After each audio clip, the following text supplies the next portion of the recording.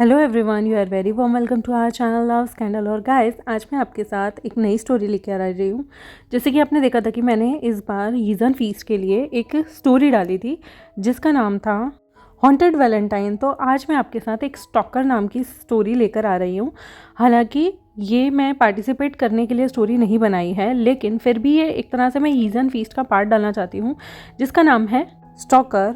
क्योंकि मुझे ऐसा लग रहा था कि उस कहानी में बहुत सारी चीज़ें अधूरी रह गई थी और उस दिन मुझे बहुत नींद आ रही थी। लेकिन जैसे जैसे मैं रति को प्रॉमिस किया था तो मैं उनके साथ कम्पीट करने के लिए मैंने उस दिन दोबारा से अपनी रिकॉर्डिंग की थी, क्योंकि मेरी ऑलरेडी 2 रिकॉर्डिंग ख़त्म हो गई थी। 2 या 3 रिकॉर्डिंग थी जो कि डिलीट हो गई थी, तो इसलिए मुझे पूरी कहानी बदलनी पड़ी। और पूरी कहानी के जब मैं अंत तक आ रही थी तो मुझे बहुत नींद आ रही थी, जिसकी वजह से मैंने फटाफट से उसका अंत लिखा। हालांकि वो 3 घंटे लंबी स्टोरी होनी चाहिए थी, बट कोई बात नहीं। तो उसका कंपनसेशन के लिए मैं आपके लिए एक स्टोरी लेकर आ रही हूँ। काफ़ी लोगों ने इसे पढ़ा भी होगा, पर इस स्टोरी में मैं आपके साथ कुछ एडिशनल पॉइंट भी डालूंगी ताकि आप लोग, ओपन एंडिंग जो मैंने दी थी उसमें काफ़ी लोगों को ऐसा लग रहा था कि कौन है, क्या है, तो आपको आज वो चीज़ जानने को यहाँ मिलेगा। तो कहानी शुरू होती है। लाओ वांग जी ये एक स्ट्रिक्ट और स्टर्न बिहेवियर वाला 30 साल का बॉस होता है जो कि गुसू लैन आईटी कंपनी में काम किया करता था। और ये एक स्ट्रिक्टली वर्क एनवायरनमेंट के अंडर ही काम करना पसंद करता था। लेकिन इसकी ज़िंदगी तब बदल जाती है जब इसकी ज़िंदगी में कुछ नए लोग आते हैं। ये हमेशा से काम ऑर्गेनाइज इंसान रहा है अपनी ज़िंदगी के अंदर, लेकिन इसकी डेवलप जो हैबिट थी वो तब होने शुरू हो जाती है, जो कि बहुत ही ज़्यादा ख़राब हैबिट थी, जब इसने पहली बार वेवुशन को देखा। वेवुशन जंगछा दोनों ही 24 साल के थे, लवांगजी से लगभग 6 साल छोटे, और दोनों ही बहुत अच्छे दोस्त थे। और वो एक आईटी कंपनी में जॉब करने के लिए अपने शहर को छोड़कर नए शहर में आ गए थे। वेवुशन और जंगछा जो थे उन्होंने रिसेंटली एक रेंटेड अपार्टमेंट के अंदर मूव किया था, जो कि बहुत क्लोज था उनके बॉस लवांगजी के घर से। और उन्हें कुछ भी आइडिया नहीं था कि उनका बॉस कैसा है कैसा नहीं है। और यहाँ पर ये स्टोरी शुरू होती है, जिसकी मैंने एक ब्रीफिंग दे दी। लवांगजी जो 30 साल का है और वेवुशन जो 26 साल का है। तो चलिए अपनी कहानी को हम शुरू करते हैं।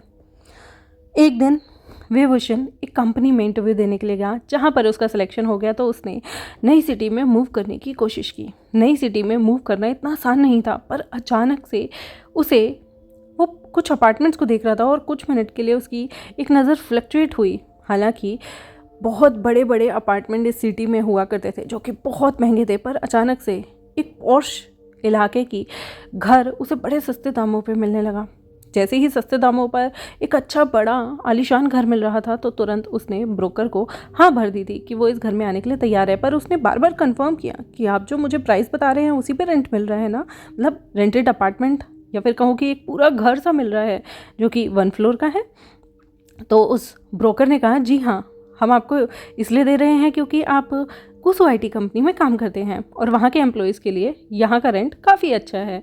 तो अगर आप इस डील को डन करते हैं तो ठीक है, अगर आप नहीं डन करते तो मेरे पास और भी क्लाइंट हैं। वेवुशन एकदम से चौंक गया और उसने कहा कि बस आप मुझे 1 मिनट दीजिए, 1 मिनट, मैं अभी अपने दोस्त से पता करके बताता हूँ। उसने जंगछा को फ़ोन मिलाया। जंगछा एज़ यूजुअल अपना जाने की पैकिंग कर रहा था, अपने घर के बहुत सारे सामान को पैक कर रहा था। तो वेवुशन का एकदम से उसे फ़ोन आया। वेवुशन ने उसे कहा, मैंने तुम्हें बहुत सारी फ़ोटोज़ भेजी है, देखो ये ऐसे ऐसे अपार्टमेंट है और इतने सस्ते दामों पर मिल रहा है। तुम्हें पता है कम से कम 75% का हमें ऑफ मिल रहा है इसका। मैं तो सोच भी नहीं सकता इतने आलीशान घर में रहने की। प्लीज़ जंगछा, अगर तुम जल्दी जल्दी देख लो तो मैं इसे डील को डन कर देता हूँ, क्योंकि मुझे ये घर नहीं छोड़ना। बाकी के अपार्टमेंट बिल्कुल टॉयलेट से भी छोटे हैं, पता है, इतने छोटे छोटे अपार्टमेंट में हमें रहना होगा।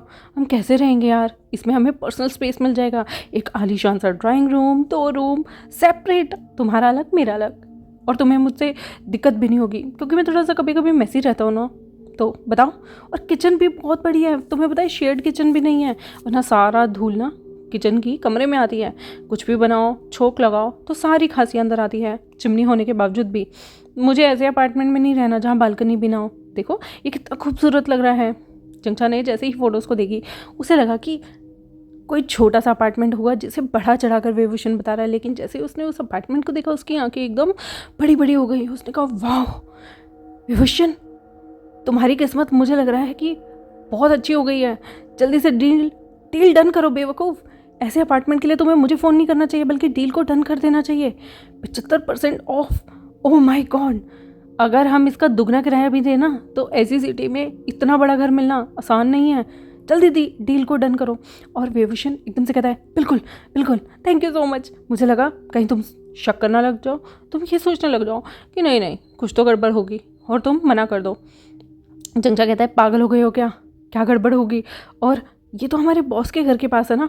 वो सभी लोग जितने भी हमारी कंपनी में टॉप नॉच लोग हैं, यानी कि जो कि एमडी हैं, डायरेक्टर्स हैं, इतनी बड़ी बड़ी पोस्ट पे हैं, एचओडी वाले, सारे इसी अपार्टमेंट में रहते हैं। और डूड हम भी इस अपार्टमेंट में रहने वाले हैं, मतलब यहाँ के घरों में रहने वाले हैं। मुझे तो बहुत बहुत खुशी महसूस हो रही है। ये डील एकदम से डन हो जाती है क्योंकि विभूषण ने ब्रोकर को सीधा बोल दिया था कि उसे इस अपार्टमेंट में रहना है, और वो बहुत ज़्यादा एक्साइटेड होता है। दोनों बहुत ज़्यादा एक्साइटेड होकर उस घर में शिफ्ट होने के लिए आते हैं। वो घर उनके लिए ड्रीम जैसा था, एक अच्छी सिटी में। गांव में तो लोगों के पास बहुत ज़मीनें होती हैं क्योंकि उनके कोड़ियों के भाव होते हैं, लेकिन एक शहर जैसी सिटी में, मतलब एक शहर जैसी जगह पर इतने आलीशान पोर्श इलाके में एक घर मिलना बहुत अनयूजुअल था उन लोगों के लिए, ऐसे जैसे उनकी लॉटरी लग गई हो। सभी लोग आसपास आने वाले जेलस थे कि 2 लड़के जो कि एक आईटी कंपनी में नॉर्मल सी जॉब करने वाले हैं, उन्हें इतनी सैलरी कैसे मिल रही है कि वो इस पोर्श इलाके में रहने के लिए आए हैं। क्योंकि उनका जो फर्नीचर आया था ना, ऑलरेडी इस घर में बहुत सारा फर्नीचर था, पर जो छोटी मोटी चीज़ों का सामान वो अपने साथ लेकर आए थे वो देखने में बहुत ज़्यादा चीप लग रहा था। वहाँ की सोसाइटी में तो शायद गार्ड्स भी ऐसा सामान नहीं रखते होंगे, इसलिए उन्हें थोड़ी सी शर्म आ रही थी। उन्होंने जैसे तैसे करके अपना सामान घर में रखवाया और उस पूरे घर को वो घूर घूर के देख रहे थे। इतना आलीशान बंगला उन्होंने सपने में भी नहीं सोचा था उन्हें रहने के लिए मिलेगा।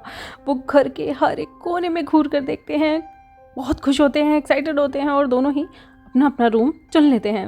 विभूषण सबसे पहले किचन के पास वाला रूम, क्योंकि वो थोड़ा सा भुक्कड़ है ना, इसलिए उसे किचन के पास वाला रूम अपने लिए चूज़ किया था, और जंक्शन ने पीछे वाला रूम अपने लिए चूज़ कर लिया था। और ड्राइंग रूम में बैठकर टीवी देखने का तो मज़ा ही कुछ और था। और ये टीवी कोई छोटा मोटा नहीं बल्कि 50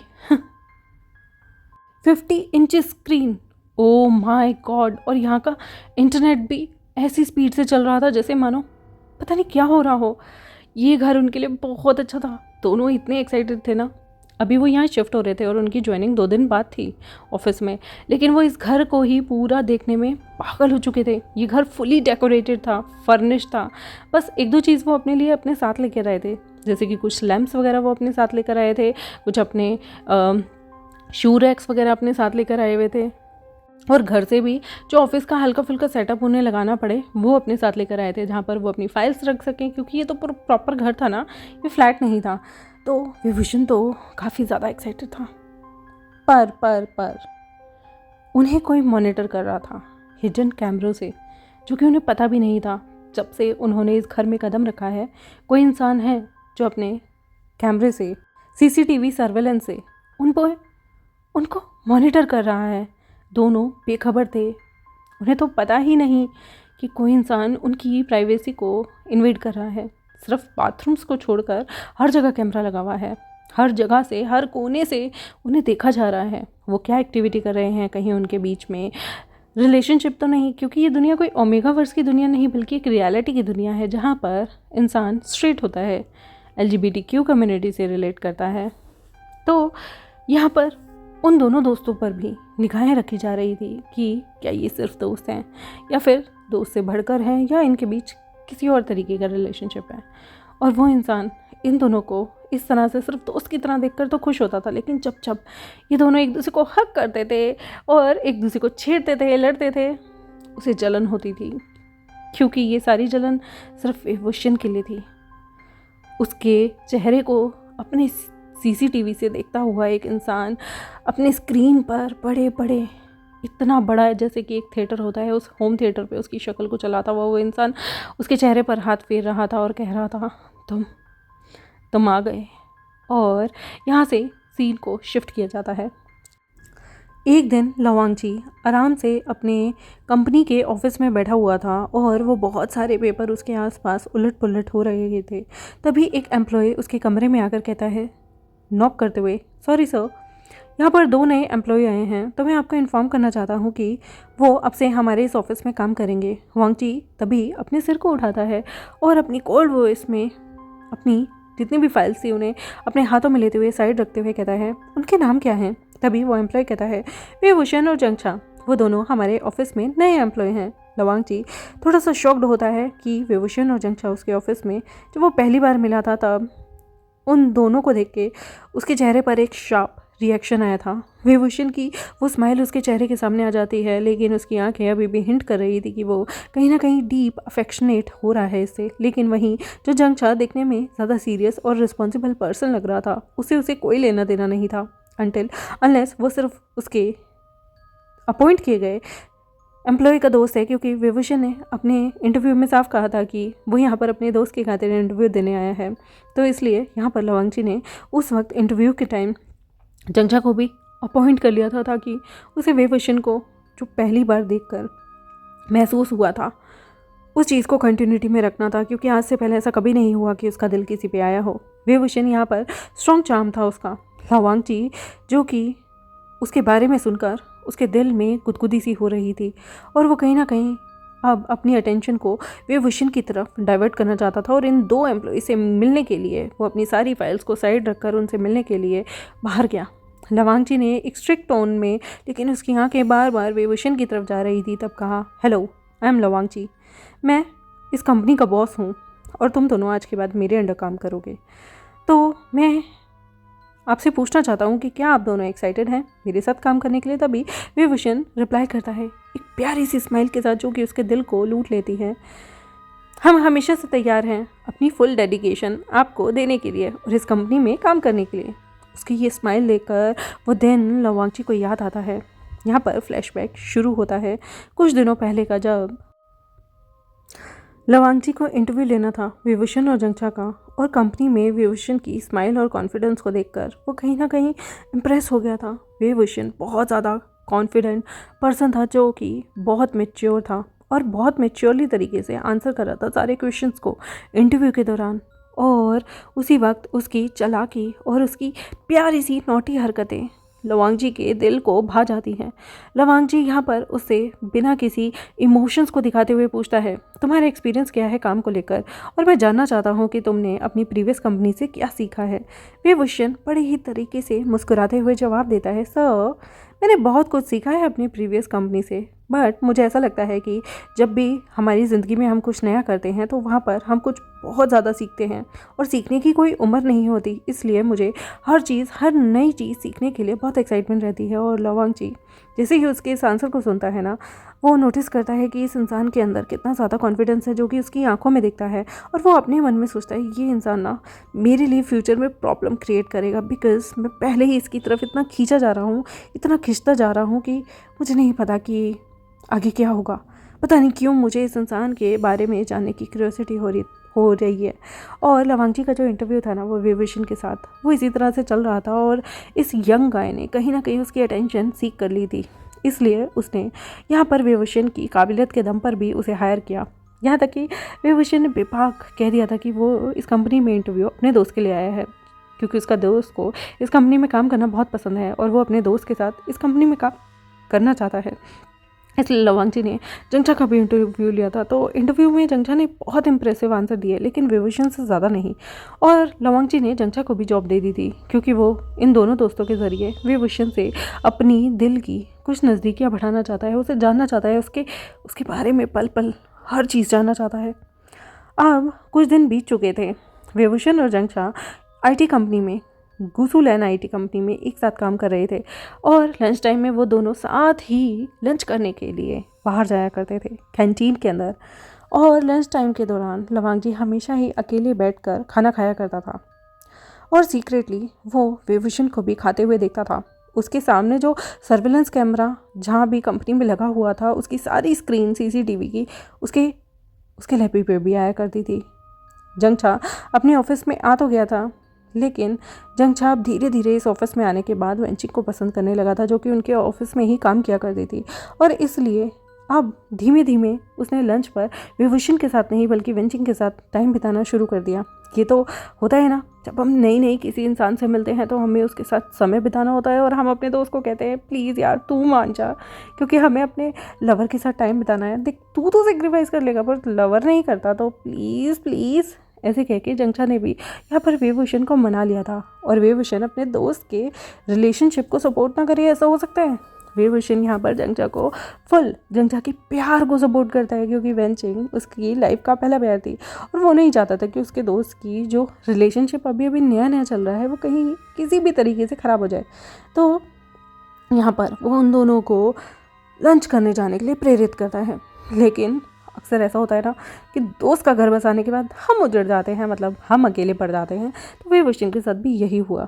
विभूषण अकेला पड़ गया था और वो अकेले खाना खाया करता था।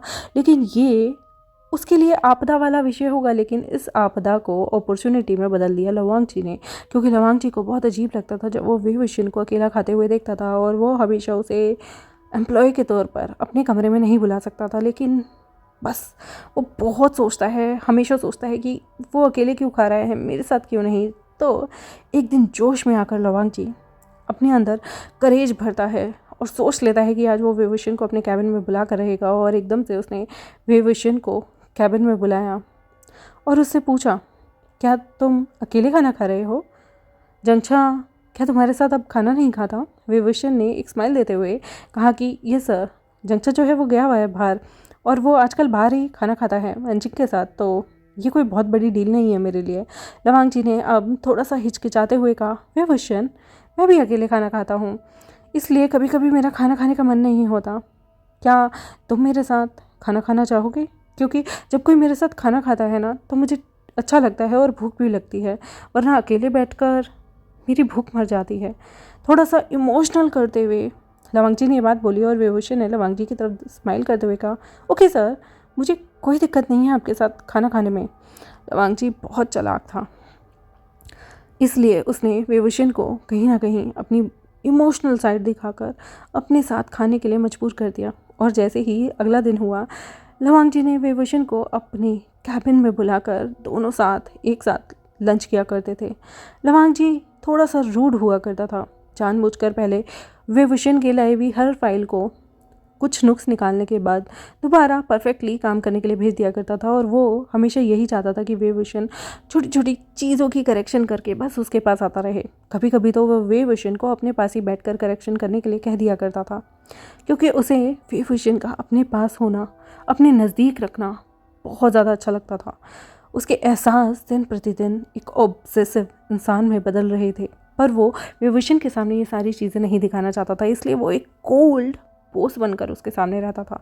लवांगची की एक अलग साइड थी, जैसे कि वो एक बॉस है लेकिन सीक्रेटली वो विभूषण की हर चीज़ को मॉनिटर करके एक स्टॉकर की तरह उसके आगे पीछे घूमना चाहता था। हर चीज़ जो विभूषण और जंक्षा के बीच में है, वो घर में क्या करते हैं क्या नहीं करते, लवांगची के घर में बड़ी बड़ी स्क्रीन पर सब चला करता था। उसके घर की टेलीविज़न स्क्रीन हो या फिर उसके घर का बड़ा सा ऑडिटोरियम हो, जहाँ पर जैसे होता है ना, कुछ लोग अपने प्राइवेट घर के अंदर प्राइवेट ऑडिटोरियम बनाते हैं जहाँ पर केवल 4 लोग 5 लोग एक बड़ा सा थिएटर सा होम थिएटर बनाकर उसमें घर में चीज़ें देखा करते थे। ऐसे उसमें भी हर वक्त विभूषण की हर एक चीज़ चला करती थी। कब वो घर से निकला है, कब वो घर में बैठा है, वो घर में क्या कर रहा है, क्या खा रहा है, क्या बना रहा है, हर चीज़ चला करती थी। छोटे छोटे विजन हर जगह के कैमरे के उसे दिखाया करते थे कि वो बैठा है तो लेफ़्ट एंगल से कैसा लग रहा है, राइट एंगल से कैसा लग रहा है, फ्रंट से कैसा लग रहा है, बैक से कैसा लग रहा है, ये हर चीज़ चला करती थी। विभूषण को पता ही नहीं था कोई इंसान इतना पागल प्यार में हो सकता है कि वो किसी की आज़ादी को किसी को देने रहने के लिए एक सोने का पिंजरा दे, पर पिंजरा तो पिंजरा होता है ना, फिर वो चाहे सोने का ही क्यों ना हो। लवांगची ने जिस दिन से विभूषण को देखा है वो उसकी तरफ पागलों की तरह ऑब्सेसिव हो चुका है। हर वक्त वो उसके बारे में हर चीज़ जानना चाहता है, उसके उठने से लेकर उसके सोने तक की, उसके सोने के पोस्चर कैसा होता है, गेस्चर कैसा होता है। इतना बड़ा पागलपन लवांगची के सिर पर छा चुका था। और यहाँ पर वो विभूषण को अब धीमे धीमे ज़्यादा काम देकर उसे ऑफिस में लेट तक रोकना शुरू कर चुका था, ताकि रात में दोनों साथ घर जा सकें। रात तक वो जानबूझकर खुद भी काम करता रहता था और विभूषण को भी काम करवाया करता था। इसलिए कभी कभी वो सिर्फ अपने एम्प्लॉय के साथ टाइम बिताने के लिए ही ये सब हरकतें करता था। लवांगजी विभूषण से एक दिन कहता है, विभूषण, अगर तुम थोड़ा सा और काम करो, तुम्हारे लिए मैं जानता हूँ कि मुश्किल होगा, लेकिन तुम्हें हार्ड वर्क करने से खुद को नहीं रोकना चाहिए, क्योंकि आगे जाके तुम्हारा करियर बहुत अच्छा जाएगा। विभूषण यहाँ पर अपने बॉस के सामने ज़्यादा कुछ कह नहीं सकता, इसलिए सिर हिलाकर हाँ भरते हुए कहता है, अगर काम बढ़ेगा तो मैं उसे काम कर लूँगा, लेकिन कभी कभी एक्सेस वर्क की वजह से मुझे घर जाने में लेट हो जाता है। ऐसे टाइम पे टैक्सी भी नहीं मिलती। तो लवांगजी यहाँ पर उसकी तरफ देखते हुए एक वार्म सी स्माइल देते हुए कहता है, मैं भी तो रात तक वर्क करता हूँ और हमारे तो घर भी बहुत पास हैं, तो तुम्हें टेंशन करने की कोई ज़रूरत नहीं। टैक्सी बुक मत किया करना, आज से तुम्हें मैं ही ले जाया करूँगा, तुम्हारे घर पे ड्रॉप कर दिया करूँगा। विभूषण यहाँ पर हैरान रह गया। हाँ, उसका ये ग्रम्पी बॉस इतना कैसे अच्छा हो सकता है, इतना काइंड हार्टेड कैसे हो सकता है कि उसकी हेल्प करे।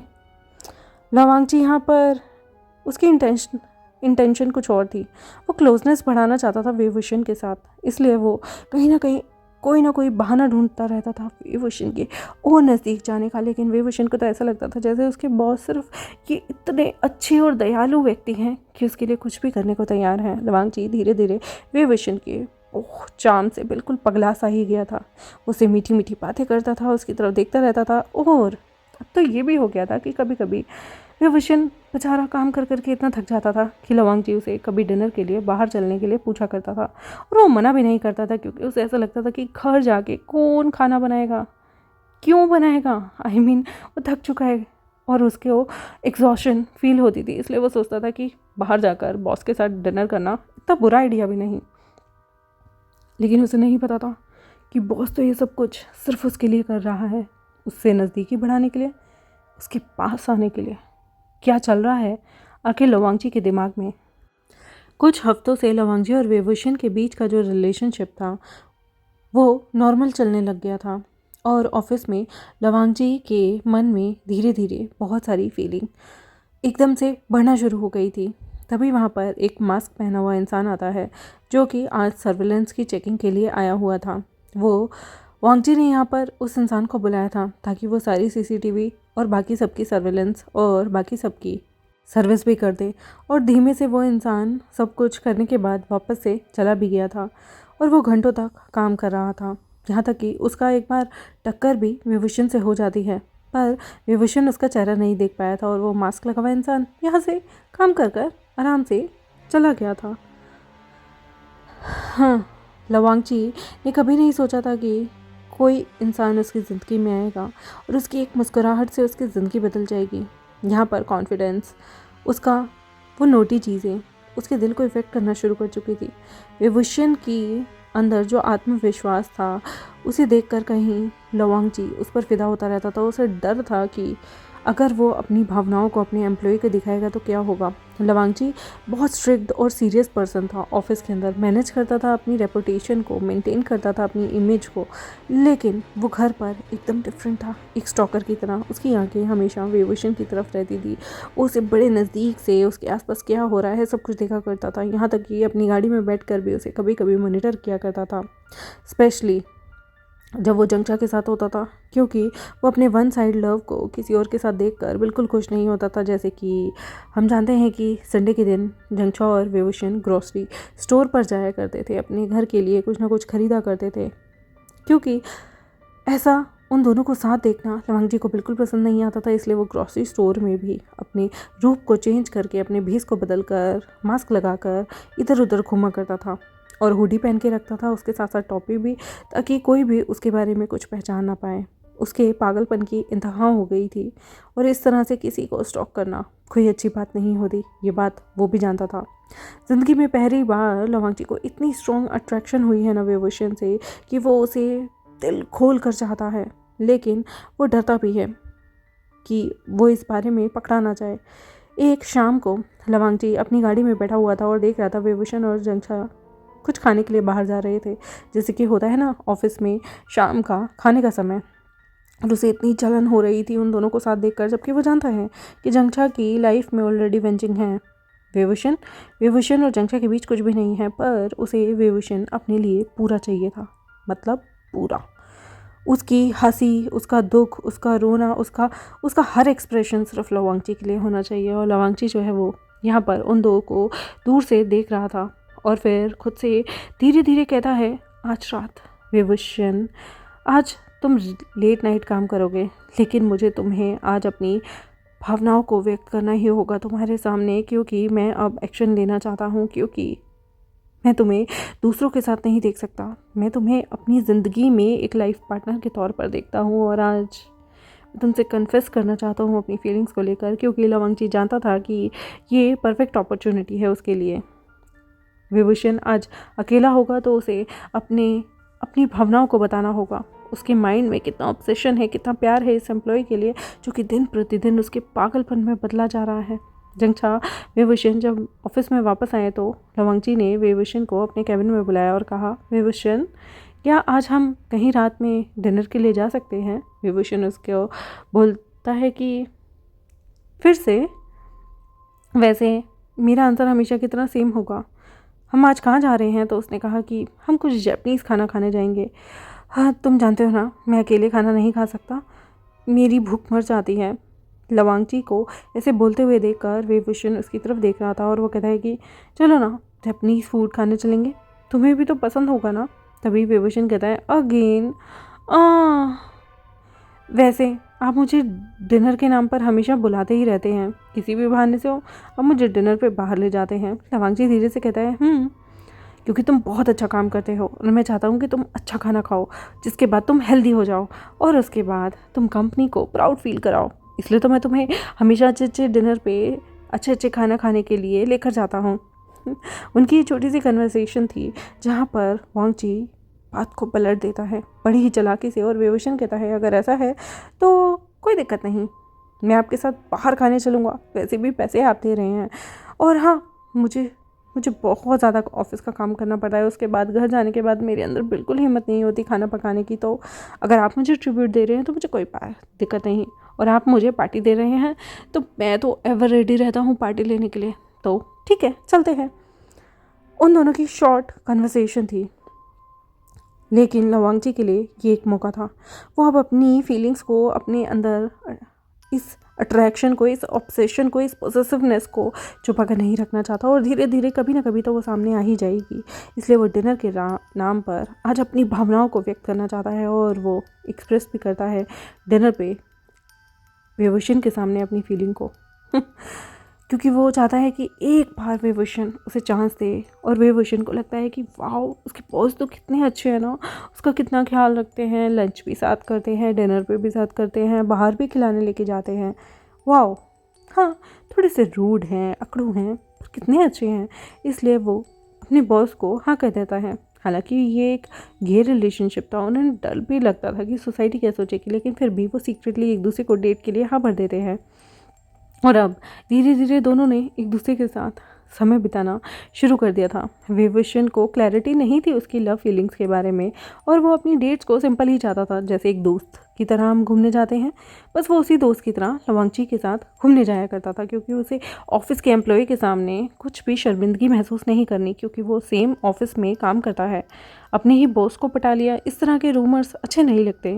ऑफिस में लोगों को लगेगा कि इसने ग्रोथ के चक्कर में अपने बॉस को पटाया होगा, लेकिन उसे क्या पता, या फिर लोगों को क्या पता कि बॉस ही उसके चक्करों में पागल हुआ फिर रहा है। ऐसे ही एक हफ्ता बीत गया था और लवांगची डिसाइड करता है कि आज वो अपने विभूषण के सर्वेलेंस और माइक में कुछ प्रॉब्लम आ रही थी। यहाँ पर हमें पता चलता है कि विभूषण को जो घर मिला है ना, वो किसी और ने नहीं बल्कि लवांगची ने ही सस्ते दरों पर दिया है। ब्रोकर को कह के लवांगची ही उस घर का मालिक है, जिसके बारे में विभूषण को कुछ भी नहीं पता। और लवांगची ने पल पल उसके घर में सारे कैमरे लगाए हैं ताकि उसे मॉनिटर कर सके, और ज़बरदस्ती उसे अपने घर के साथ वाला प्लॉट रहने के लिए दिलाया है।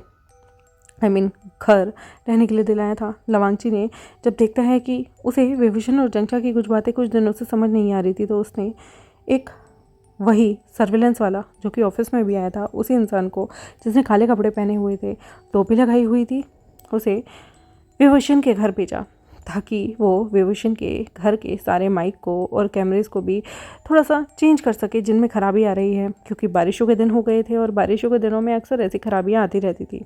इस टाइम लवांगची जो है वो बढ़िया लेवल के माइक्रोफोन्स और कैमरा इंस्टॉल करा देता है विभूषण के घर में, जहाँ से वो उन्हें और भी अच्छे से और भी क्लियर तरीके से सब कुछ सुन सकता था, एक एक कन्वर्सेशन। और ये रिलेशनशिप लवांगची और विभूषण के बीच का विभूषण के लिए बहुत अच्छा था, लेकिन लेकिन लेकिन लेकिन लवांगची की तरफ से टॉक्सिक होता जा रहा था। लवांगची पूरा कंट्रोल करना चाहता था अपने प्यार की लाइफ को, लेकिन हम जानते हैं जब कोई इंसान हद से ज़्यादा बढ़कर किसी को कंट्रोल करता है तो वहाँ शुरू होती है बगावतें, लड़ाइयाँ, कलेश, जिस चीज़ से अभी लवांगची बिल्कुल बेखबर है। ये रिलेशनशिप उनका बहुत अच्छा था और दोनों एक दूसरे को पसंद भी करना शुरू कर चुके थे और अनऑफिशियल डेट भी कर रहे थे। डिनर के बहाने से एक दूसरे को डेट पे लेके जाना उनके लिए बहुत खूबसूरत हुआ करता था। लेकिन एक रात लवांगची विभूषण को अपने घर पे मूवी देखने के लिए बुलाता है। उसने नहीं सोचा था कि उसका ये प्लान लाइफ में आकर उसे बैकफायर कर देगा। उसने विभूषण को अपने घर में बुलाया, वो दिखाना चाहता था कि वो कैसे घर में लग्जरी में रहता है, लेकिन घर में घुसने के बाद वो तुरंत ही अपने कपड़ों को चेंज करने गया, क्योंकि दोनों एक साथ मूवी देखने का प्लान बना रहे थे। तो लवांगची ने सोचा कि पहले मैं कुछ इजी से कपड़े पहन लेता हूँ ताकि डिनर भी बना के ला सकूँ। लवांगची विभूषण को अपने घर में बैठने के लिए कहता है, कोल्ड ड्रिंक और कुछ स्नैक्स भी उसे खाने के लिए देता है और फिर वो अपने बेडरूम में चला गया था।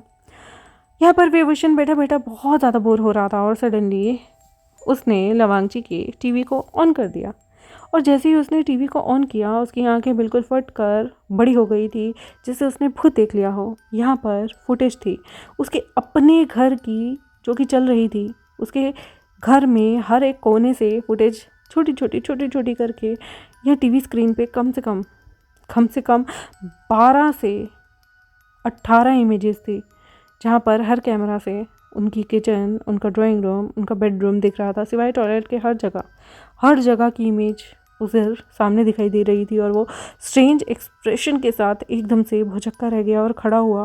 उसने टीवी के रिमोट को, चैनल को चेंज करने की कोशिश की, बट जैसे ही वो चेंज करता उसके हर एक रूम की हर एक एंगल से फ़ोटो आ रही थी। विभूषण एक जगह खड़ा रह गया और ये फुटेज जो सीसीटीवी कैमरा में चल रही थी वो देखकर दंग रह गया कि बाथरूम छोड़कर हर चीज़ लवांगची देख सकता था। ये कैसे हो सकता है? विभूषण ने यहाँ लवांगची को वापस कमरे से आते हुए देखा तो चिल्ला कर बोला, लवांगची, क्या तुम सीक्रेटली मेरे घर में सीसीटीवी कैमरे इंस्टॉल किए हुए थे? ये फुटेज तुम्हारे टीवी पे कैसे चल रही है? हाँ। लवांगची समझ गया कि शिट, गलती हो गई। तभी वो बातों को घुमाते हुए कहता है, व्हाट हैपन? क्या हुआ? हाँ, ये एक्सीडेंटली कोई सिग्नल का इशू हुआ। आजकल बारिश इतनी आ रही है ना, तो हो सकता है तुम्हारे घर की सीसीटीवी फुटेज यहाँ पे दिखा रहा हो। विभूषण गुस्से में कहता है, क्या है ये? हाँ, तुम मेरी लाइफ में कब से इंटरफेयर कर रहे हो, और वो भी मेरी बिना इजाज़त के? ये फुटेज मेरे घर के हर कॉर्नर से तुम्हें फुटेज कैसे दिखाई दे रही है, जबकि मुझे पता भी नहीं मेरे घर के अंदर सीसीटीवी कैमरास हैं, हिडन कैमरास हैं, सीसीटीवी भी नहीं। लवांगची अब रियलाइज़ करता है कि विभूषण को गुस्सा आ गया है और उसका गुस्सा बढ़ता जा रहा है। यहाँ पर उसे पर्सनल मोमेंट पे इस तरह से नहीं, उसे नहीं देखना चाहिए था और उसने गलती कर दी। ये नहीं कि इंस्टॉल किया माइक और कैमरा, बल्कि ये कि पकड़ा गया। लवांगची को बहुत ज़्यादा घबराहट होती है। तभी विभूषण चिल्ला कर कहता है, लवांगची, मैंने तुमसे कुछ पूछा है, ये सब क्या है? हाँ, क्या तुम ट्रैक कर रहे हो मुझे? क्या इसके पीछे कोई पर्पस है? तभी लवांगची नर्वस होता है और उसके पैरों तले ज़मीन खिसक गई थी। विभूषण उससे नाराज़ है और उससे इतने सारे क्वेश्चन पूछ रहा है, लेकिन वो जवाब कैसे दे? लेकिन विभूषण तो और भी ज़्यादा गुस्से में आ जाता है और उसे ब्रेकअप की धमकी देते हुए कहता है, जिसकी वजह से लवांगची का बिल्कुल दिल टूट गया था।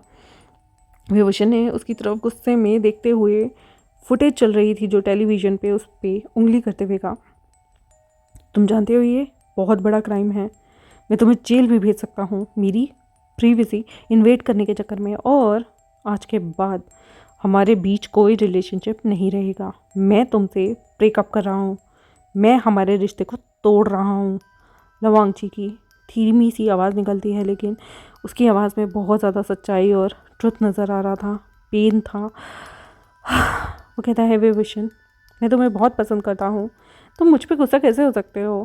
मैं तो बस तुम्हारे बारे में छोटी छोटी चीज़ जानना चाहता था, और इतनी सी बात पे तुम मुझसे ब्रेकअप की बात कैसे कर सकते हो? मैं तो श्योर करना चाहता था कि तुम सेफ़ हो। मैंने इंस्टॉल किया था कैमरा और माइक तुम्हारे घर में, ताकि मैं देख सकूं कि तुम वहाँ पर सेफली तो रह रहे हो ना। चोरी होती है, ना जाने क्या क्या चीज़ें हो जाती हैं, इसलिए मुझे तुम्हारी चिंता थी। विभूषण ने गुस्से में चिल्लाते हुए कहा, भगवान जी, क्या तुम धूर्त इंसान हो? तुम मुझे मॉनिटर कर रहे हो, मेरे हर मूव को तुम मुझ पर डाउट करते हो, और आज तुम्हारी वजह से मुझे बहुत दुख लगा है।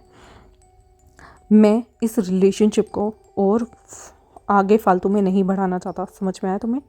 यहाँ पर विभूषण के मुंह से जितने भी शब्द निकल रहे थे वो बहुत ज़्यादा कटीले थे, बहुत ज़्यादा दुख देने वाले थे, और लवांग जी को नहीं पता वो कैसे कैसे रिएक्ट करे। और ब्रेकअप शब्द सुनते ही उसका दिल बहुत बुरी तरीके से टूट गया था। विभूषण गुस्से में वहाँ से चला गया, लेकिन वो रात उसके लिए बहुत ज़्यादा मुश्किल थी। उसे ऐसा लग रहा था कि हर जगह से हर कोई उसे मॉनिटर कर रहा है, इसलिए वो खुद को इमेजिन भी नहीं कर सकता था कि इतने दिनों से उसे कोई देख रहा है, वो कैसे बैठा है, कैसे खा रहा है, क्या कर रहा है, कितना ज़्यादा टॉक्सिक है। एक इंसान हर वक्त आपकी हर मूवमेंट पे नज़र रखे हुए था, और जिसका दिल घबरा रहा था कि ये कैसा मेंटली सिक पर्सन है जो ऐसा कर रहा है। उसने कभी सोचा भी नहीं था कि उसका जो बॉस है, जो उसके लिए इतना अच्छा बनता है, उसको बॉयफ्रेंड भी उसने बना लिया, वो एक नंबर का जोक है, और वो इंसान हमेशा उस पर नज़र रखे हुए है। यहाँ पर उसे बहुत ज़्यादा अपना विश्वास टूटने की वजह से वो अपने मन में कहता है, लवांग जी, तुम सच में मुझसे प्यार करते हो? क्या तुमने अपने एक्शन देखे हैं? तुम मुझे स्टॉक कर रहे हो एक क्रेजी पर्सन की तरह, और तुम प्रिटेंड करते थे एक स्ट्रिक्ट बॉस होना। तुम्हारे इंटेंशन ज़रूर कुछ गलत है, मुझे नहीं पता, पर मुझे बहुत ज़्यादा डर लग रहा है। डर लग रहा है अब तुमसे कि मैंने तुम जैसे इंसान को अपना अपना प्रेमी चुन लिया, अपना बॉयफ्रेंड मान लिया। कितना बेवकूफ़ था। शुक्र है मैं अपनी अपनी भावनाओं को लेकर स्पष्ट नहीं था। विभूषण ने गुस्से में आकर अपने कमरे से जितने जितने भी उसे सीसीटीवी जहाँ जहाँ लग रहे थे ना कि यहाँ इंस्टॉल हो सकते हैं, वहाँ सब जगह छान मारा, और उसके बाद सीसीटीवी निकाल निकाल के फेंक दिए। उसे बहुत गुस्सा आ रहा था, उसने सबके कनेक्शन काटे, और वो बहुत शौक था। उसने माइक भी ढूंढने की कोशिश की, जैसे मानो वो पागलों की तरह चाहता हो कि बस कोई उसे सर्विलेंस में ना रखे। उसे गुस्सा आ रहा था, वो नहीं चाहता कि किसी इंसान का प्यार इतना पागलपन पर हो जाए कि वो उसे बस देखना चाहे। क्यों? वो भी एक इंसान है, उसके पास आज़ादी है, वो अपने तरीके से अपनी ज़िंदगी जीना चाहता है। वो नहीं चाहता कि वो एक छोटे से केज के अंदर बंद करके रहे। उसको घुटन महसूस हो रही थी। और दूसरी जगह लवांग जी भी अपने घर में बैठा हुआ था, उसके चेहरे पे बहुत ज़्यादा सैडनेस थी, क्योंकि उसने विभूषण के साथ ये गलत किया है कि उसने एक बहुत बड़ा क्राइम किया है, और क्राइम करने के बावजूद वो पकड़ा गया। ये सबसे ज़्यादा रिग्रेटफुल था उसके लिए। लवांग जी यहाँ पर ट्राई करता है कि वो समझाए विभूषण को कि उसके दिमाग में कैसी फीलिंग है, और वो उसे अपनी नज़रों से दूर नहीं कर सकता। उसका दिल जो है वो घबराता है, उसे बहुत अजीब सा महसूस होता है। वो खुद से कहता है कि आई लव यू विभूषण, तुम क्यों नहीं समझते हो कि मेरा प्यार, मैं बस तुम्हें हर मोमेंट देखना चाहता हूँ। मैं तुम्हारा एडवांटेज नहीं लेना चाहता, बल्कि मुझे डर लगता है तुम्हें खोने से। लवांग जी की वॉइस में बहुत दर्द था, रिग्रेट था, लेकिन उसे रिग्रेट इस बात का था कि वो पकड़ा गया और विभूषण को नहीं देख पा रहा। तभी उसकी आंखें सीसीटीवी कैमरा फुटेज पे जाती है, जो कि उसने ऑफिस में भी विभूषण के कैबिन में इंस्टॉल कर रखा था, और वो उसे बार बार चला कर देखता रहता है कि किस तरह से वो विभूषण के साथ लंच किया करता था। और उसे इतने प्यार से देखते हुए लवांग जी विभूषण के चेहरे को टच करते हुए टीवी में से बोलता है, तुम मेरे हो, मेरा ही हक है तुम पे। तुम 1000 कैमरे को हटा दो, तुम कहीं भी चले जाओ, लेकिन मेरी नज़रों से नहीं बच सकते हो। एक दिन आएगा जब तुम मेरे पास लौट कर आओगे, और तब तुम्हारा समय और सब कुछ मेरा होगा, तुम मेरे हो जाओगे। लवांग जी का ये प्यार, ये पागलपन जग जाहिर है कि वो पागल हो चुका है अपने ऑब्सेशन से, हर चीज़ को लेकर। पर क्या किसी के लिए इतना ज़्यादा ऑब्सेस्ड होना ठीक है? किसी को इतना ज़्यादा तंग करना ठीक है? नहीं, शायद लवांगची को प्यार और पोजीशन में अभी अंतर नहीं पता, या फिर वो अंतर करना ही नहीं चाहता। विभूषण को जैसे ही पता चलता है ना कि उस पर निगरानी रखी जा रही है, तभी वह एक डिसीज़न ले लेता है कि वह इस घर में नहीं रहेगा, क्योंकि उसे ब्रोकर से पता चलता है कि ये घर किसी और का नहीं बल्कि लवांगची का है। तो वो और भी ज़्यादा हैरान हो जाता है कि उसका बॉस उसके यहाँ आने से पहले ही उसे ट्रिक कर रहा था और उसे रहने के लिए वो घर दे रहा था, उसे जानबूझकर अपने एक प्यारे से हनी ट्रैप में फंसा रहा था, जहाँ पर वो उसे अपने अंडर रखना चाहता था, उस पर निगरानी रखना चाहता था। उसे क्या समझ रहा है? वो गुलाम नहीं है वो, और ना ही किसी का नौकर है जो 24/7 उस पर कोई भी आकर नज़र रख सकता है, उसे नज़र बंद में कैद करके रख सकता है। उसे बिल्कुल ऐसा महसूस कर रहा था। इसलिए वो डिसाइड करता है कि अब वो इस सिटी को ही छोड़ के चला जाएगा और अपनी जॉब से भी रिज़ाइन दे देगा, क्योंकि उसे यहाँ पर नहीं रहना, जहाँ पर उसे घुटन महसूस होती है, जहाँ पर उसे अच्छा नहीं लगता, इरिटेशन होती है। इसलिए वो अब न्यू सिटी की तरफ अपना बैग पैक करके निकल गया था।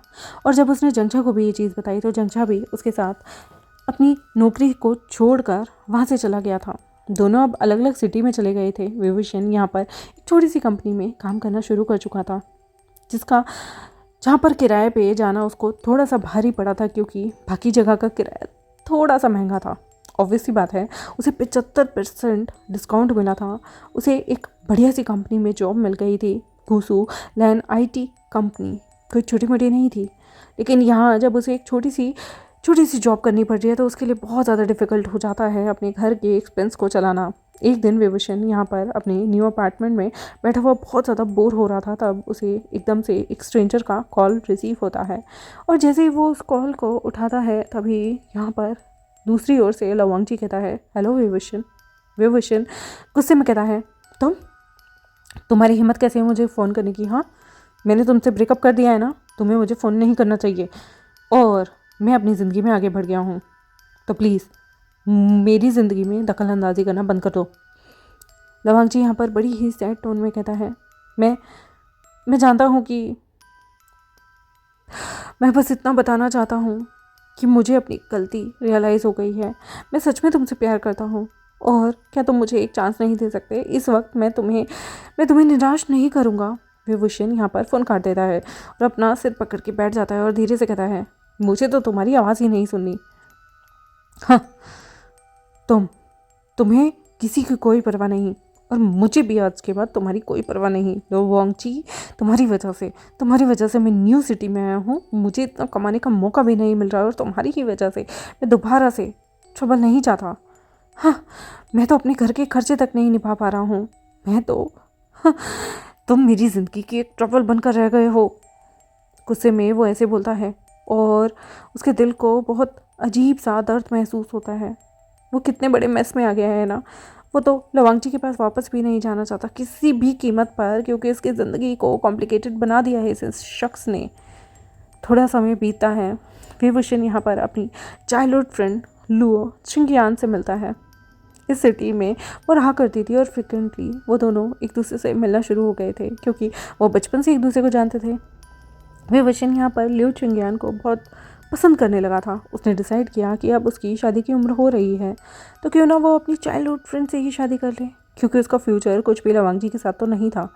तो उसने यही सोचा, और एक दिन उसने लिu चिंगियान को प्रपोज कर दिया था शादी के लिए, क्योंकि उसे अब तो शादी करनी ही थी ना, तो क्यों ना बचपन की दोस्ती किया जाए। और वो किसी और को अपना पार्टनर इमेजिन भी नहीं करना चाहता था। उसे लगता था कि जैसे ही वो शादी कर लेगा ना, तो ये लवांगची के वाला भूत उसकी ज़िंदगी से गायब हो जाएगा। ये इंसान, ये शख्स जो उसे हर जगह फॉलो कर रहा है, वो फॉलो करना बंद कर देगा, क्योंकि वो मैरिड हो जाएगा। इसलिए लिu चिंगियान ने भी उसे शादी के लिए हाँ भर दी थी। दोनों बहुत अच्छे दोस्त थे, एक दूसरे को जानते थे, तो कहीं ना कहीं उनके लिए एक दूसरे की ज़िंदगी में आना नॉर्मल सा था। इसलिए आज विभूषण अपनी शादी के लिए रेडी हो रहा था। वो जल्दी से रेडी होकर रजिस्ट्रार ऑफिस पहुंचना चाहता था। यहाँ पर वो रजिस्ट्रार ऑफिस पहुंचने के बाद घंटों तक बैठा रहा। उसने अपने हाथ में एक फ्लावर का बुके लिया हुआ था और एक वेडिंग रिंग भी थी, और वो बहुत सुंदर लग रहा था। पर कब उसका इंतज़ार घंटों होता रहा, पहले तो कुछ सेकंड थे, फिर मिनट में बदले, फिर घंटे हो गए। और वो बेटता हुआ न जाने कितने सारे फ़ोन कर चुका था लुओ चिंग्यान को। आज उनका शादी का दिन है, लेकिन उसकी होने वाली दुल्हन उसका फ़ोन ही नहीं उठा रही। वो शॉक्ड था कि उसकी चाइल्डहुड फ्रेंड को आखिर क्या हुआ है। वो ना जाने कितने फ़ोन उसे कर चुका था। आज उनका शादी का दिन था, वो एक दूसरे के साथ शादी करना चाहते थे। विवेशन का इस दुनिया में कोई नहीं था, इसलिए वो इस छोटी सी जगह पर खुशी से रहना चाहता था। वो वेट करता है अपनी ब्राइड का रजिस्ट्रार ऑफिस के बाहर, क्योंकि उसे शादी करनी थी। लेकिन कोई रिस्पॉन्स नहीं आया। कोई रिस्पॉन्स नहीं आया, इसलिए उसे बहुत ज़्यादा गुस्सा आ रहा था। विभूषण को ऐसा लग रहा था जैसे उसका दिल धीरे धीरे करके टूट रहा है। उसकी सीरियस सिचुएशन बहुत ज़्यादा बदल गई जब उसने ये देखा कि उसके फ़ोन पर एक मैसेज आया जहाँ पर लिखा हुआ था कि मैं तुमसे शादी नहीं कर सकती हूँ, बस क्योंकि मैं किसी और को पसंद करती हूँ और उसी से शादी करूँगी। विभूषण ये मैसेज पढ़ने के बाद भी बहुत फ़ोन करता रहा, लेकिन फ़ोन नहीं मिला। उसका दिल रो रहा था, उसकी आंखें भरी हुई थी, पर वो फिर भी अपनी चाइल्डहुड फ्रेंड का वेट करना चाहता था। उसको बहुत दर्द हो रहा था, पर पागलों की तरह वो उस पूरी शाम उस रजिस्ट्रार ऑफिस के बंद होने तक वहाँ बैठा रहा। वो फूल जो लेकर आया था वो मुरझा गए थे। वो उसकी चेहरे की हंसी भी ख़त्म हो गई थी, लेकिन लुओ चिंग्यान का उसे कोई कॉल बैक नहीं आई। उसके लिए बहुत बड़ा दिन था कि आज वो शादी करने वाला है, लेकिन ये बहुत बड़ा दिन एक मनहूस दिन में बदल चुका था। विभूषण यहाँ बड़ी मुश्किल से खुद को शांत करके घर आता है। वो घर आने के बाद सीधा अपने कमरे में जाता है, उन बुके को डस्टबिन में फेंक कर उस रिंग को एक जगह रख कर सीधा अपने बेडरूम में जाकर कपड़े खोलते हुए वो अपना चेहरा देखता है, जो कि पूरा लाल था, आंखें एकदम लाल थी। और वो मिरर के सामने आकर ज़ोर ज़ोर से रोता है और कहता है, लुओ चिंग्यान, तुम्हारी हिम्मत कैसे हुई मुझ पे चीट करने की? हाँ, अगर तुम्हें किसी और से शादी करनी थी तो मुझे सच बता देती, मैं खुद ब खुद तुम्हारे रास्ते से हट जाता। लेकिन तुम्हें हिम्मत कैसे हुई मेरी फीलिंग्स का मजाक उड़ाने की? लुओ चिंग्यान, मैं जिंदगी में तुम्हारा चेहरा देखना नहीं चाहता हूँ, क्योंकि मुझे लगता है लवांगजी तुमसे ज़्यादा बेटर था। वो मुझसे प्यार करता था, ये जानने के बाद मेरा बिहेवियर उसके लिए कितना ज़्यादा क्रूअल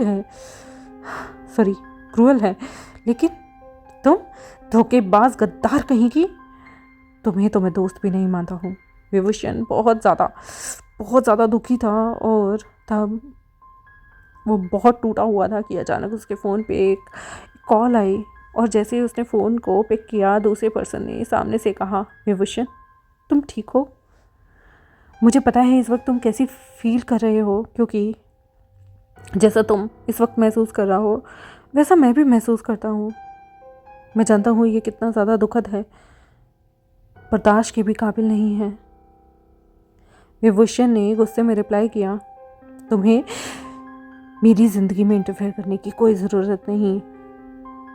तुम्हारा जो भी प्यार है ना, उसका कोई मीनिंग नहीं है मेरे लिए। तुम मुझे स्टॉक करना बंद क्यों नहीं कर देते? हाँ, मुझे प्यार में, शादी में कोई भरोसा नहीं। प्लीज़, मेरी ज़िंदगी पहले ही मजाक बन गई। लवांगजी, मेरा पीछा करना छोड़ दो।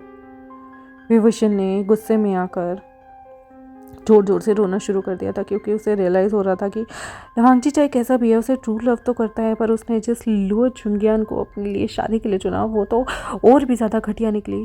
उसके दिल को तोड़ गई, उसके दिल को तार कर गई, उसके भरोसे का गला घोट चुकी। लवांगजी ने यहाँ पर थोड़े से सैड टोन में कहा, विभूषण, मैं जानता हूँ तुम इस वक्त बहुत इमोशनल हो, गुस्सा हो, और तुम अपना सारा गुस्सा मुझ पर निकाल सकते हो, क्योंकि मैं तुम्हारे लिए इंतज़ार करने के लिए लाइफ टाइम रेडी हूँ। मैं तुम्हें टूटा हुआ नहीं देख सकता। तुम मुझे एक चांस नहीं देना चाहते, बट मैं सिर्फ तुमसे प्यार करता हूँ और हमेशा तुमसे प्यार करता रहूँगा। मैं तुम्हारा इंतज़ार करूँगा।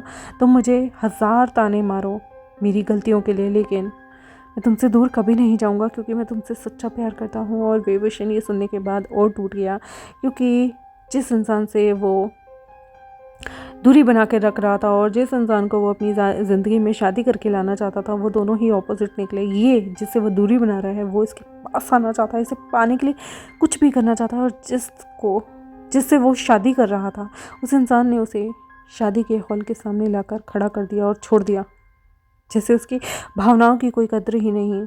ये बातें उसे सफोकेट कर रही थी। लवांग जी अभी भी उससे प्यार करने वाली बातें कह रहा है। ये सुनने के बाद थोड़ा सा उसका मन तो शांत हुआ, लेकिन लुओ चुंगिया को लेकर उसे और भी ज़्यादा गुस्सा आ रहा था। लुओ चुंगिया ने विभूषण के लिए बहुत ज़्यादा प्यार दिखाने के बाद उसका दिल तोड़ दिया। ये सोचकर ही उसे गुस्सा आ रहा था, लेकिन वहीं लवांग जी का जो लव था ना, वो अब कन्फ्यूजन में था कि वो क्या करे। उसे बस समय चाहिए समझने के लिए कि क्या उसकी ज़िंदगी में जो ये कश्मकश चल रही है वो ठीक है। उसका दिमाग अब कुछ भी बात नहीं करना चाहता था और प्यार के बारे में तो वो कुछ सोचना भी नहीं चाहता था। उसकी अपनी ही आत्मा इतनी दुख चुकी थी कि वो थक गई थी। और दूसरी तरफ लवांगची था, जो अभी भी ठंडे बस्ते में पड़ा हुआ था, अभी भी अपने आप को शांत करके विभूषण के दिल को संभालना चाहता था। लवांगची का लव विभूषण को कंफ्यूज करता था, दुखी करता था और कहीं ना कहीं उसे धकेल देता था उस इमोशनल भंवर में, जहाँ पर वो खुद को समझा नहीं पाता था कि आखिर क्या है, क्या हकीकत है। और लवांगची कभी किसी के साथ ओपन अप ना होने वाला इंसान विभूषण को पागलों की तरह उसके पीछे पड़ा हुआ था, उससे प्यार की बातें करता था।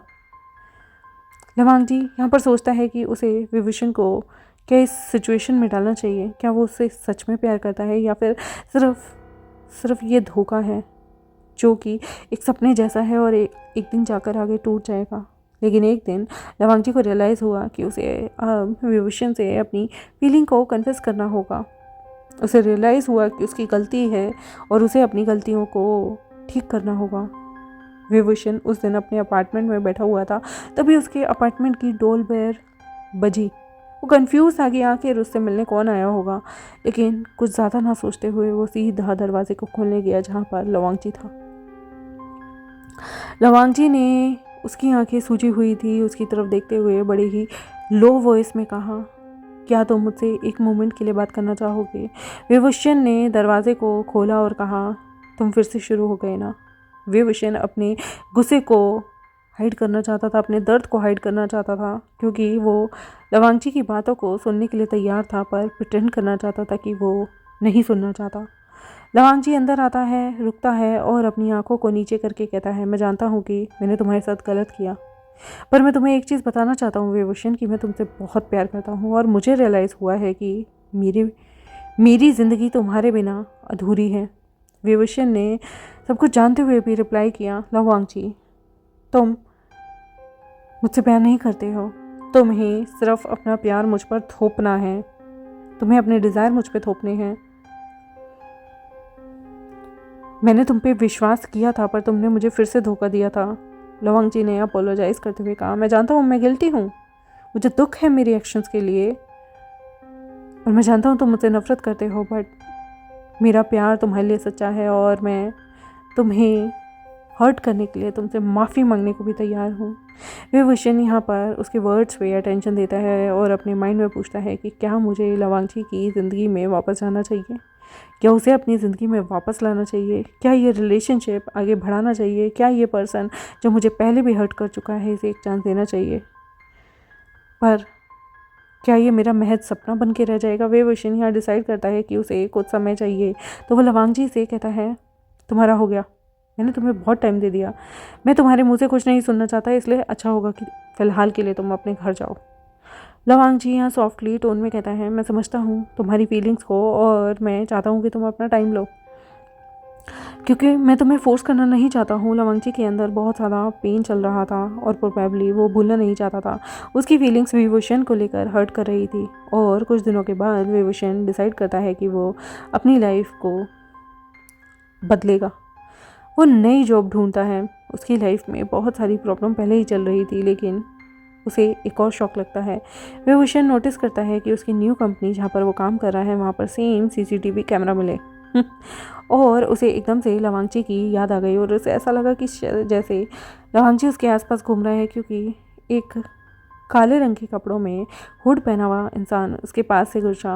विभूषण ने मन में सोचा, नॉट अगेन।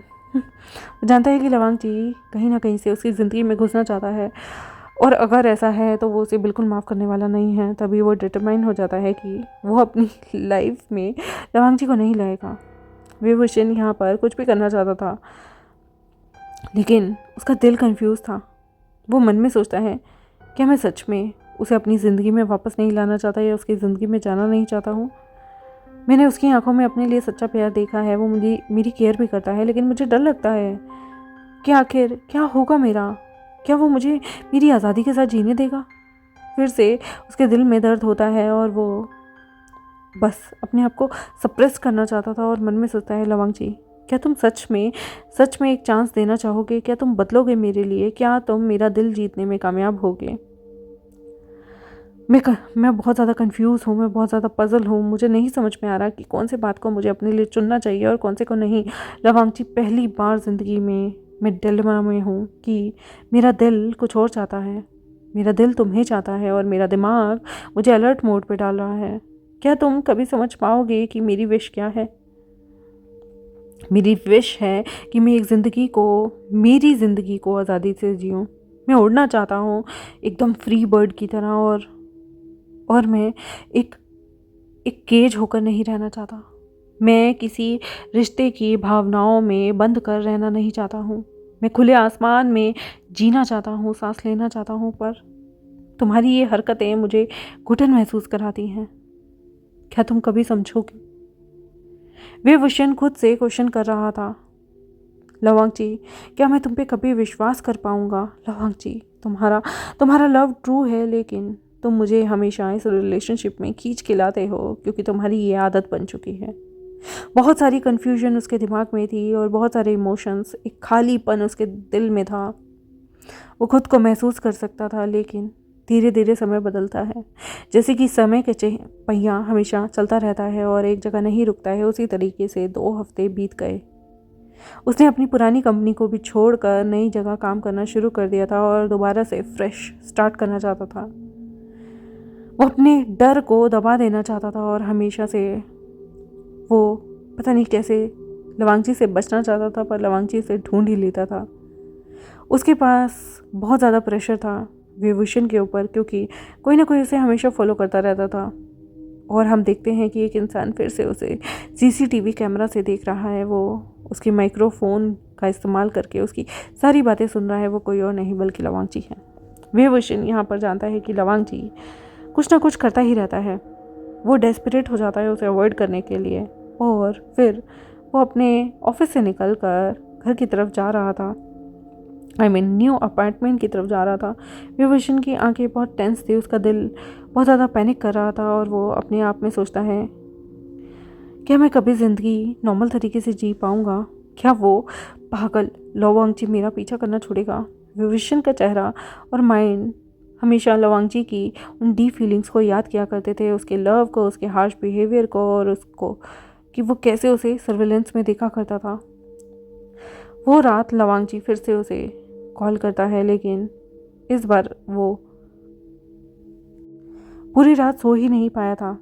उसने फ़ोन भी पिक नहीं किया था। विभूषण यहाँ पर डिलेमा में था कि क्या मुझे उसकी कॉल का आंसर करना चाहिए, क्या मुझे रिकन्सिडर करना चाहिए हमारे रिलेशनशिप को लवांगची के साथ। क्या मेरी दिमाग से वो सारी चीज़ें जाएंगी जो वो क्रेज़ी इंसान करता रहता है। और अगले दिन विभूषण सडनली उसे एक ईमेल मिलता है उसकी ओल्ड कंपनी की तरफ से, यानी कि लवांगची की कंपनी की तरफ से। और वो जैसे ही मेल को खोलता है तो उसमें लिखा हुआ था, अगर तुम मुझे अपनी लाइफ में वापस आते हो तो मैं तुम्हारी लाइफ में आ जाऊँगा, क्या तुम रेडी हो? विभूषण ने फ़ोन निकाला और तुरंत ही फ़ोन लगाया और लवांगची को कहा, क्या तुम मुझे ट्रिक करना बंद करोगे? तुम मेरे इमोशंस के साथ खेल रहे हो। विभूषण अपनी माइंड को काम करता है, डिसाइड करता है कि वो समझता है लवांगची की फीलिंग्स कैसी है, वो डेस्परेट है उसे लेकर, लेकिन उसका दिल कुछ और है, उसका माइंड कुछ और कह रहा है, इसलिए वो थोड़ा डरता है। ऐसे ही कुछ दिन और बीतते हैं और वो डिसाइड करता है कि वो लवांगची से मिलेगा और वो उससे कुछ कुछ क्लियर बातें करेगा। यहाँ पर दोनों के दोनों लवांगची उसे देखता है। विभूषण की आंखों में उसे कभी कभी अपने लिए कन्फ्यूजन और नफरत दिखा करती थी और विभूषण यहाँ पर उससे सीधा स्पष्ट भाषा में आते ही एक सवाल पूछता है जो उसकी दुनिया हिला देता है। लवांगची, क्या तुम सच में मुझसे प्यार करते हो?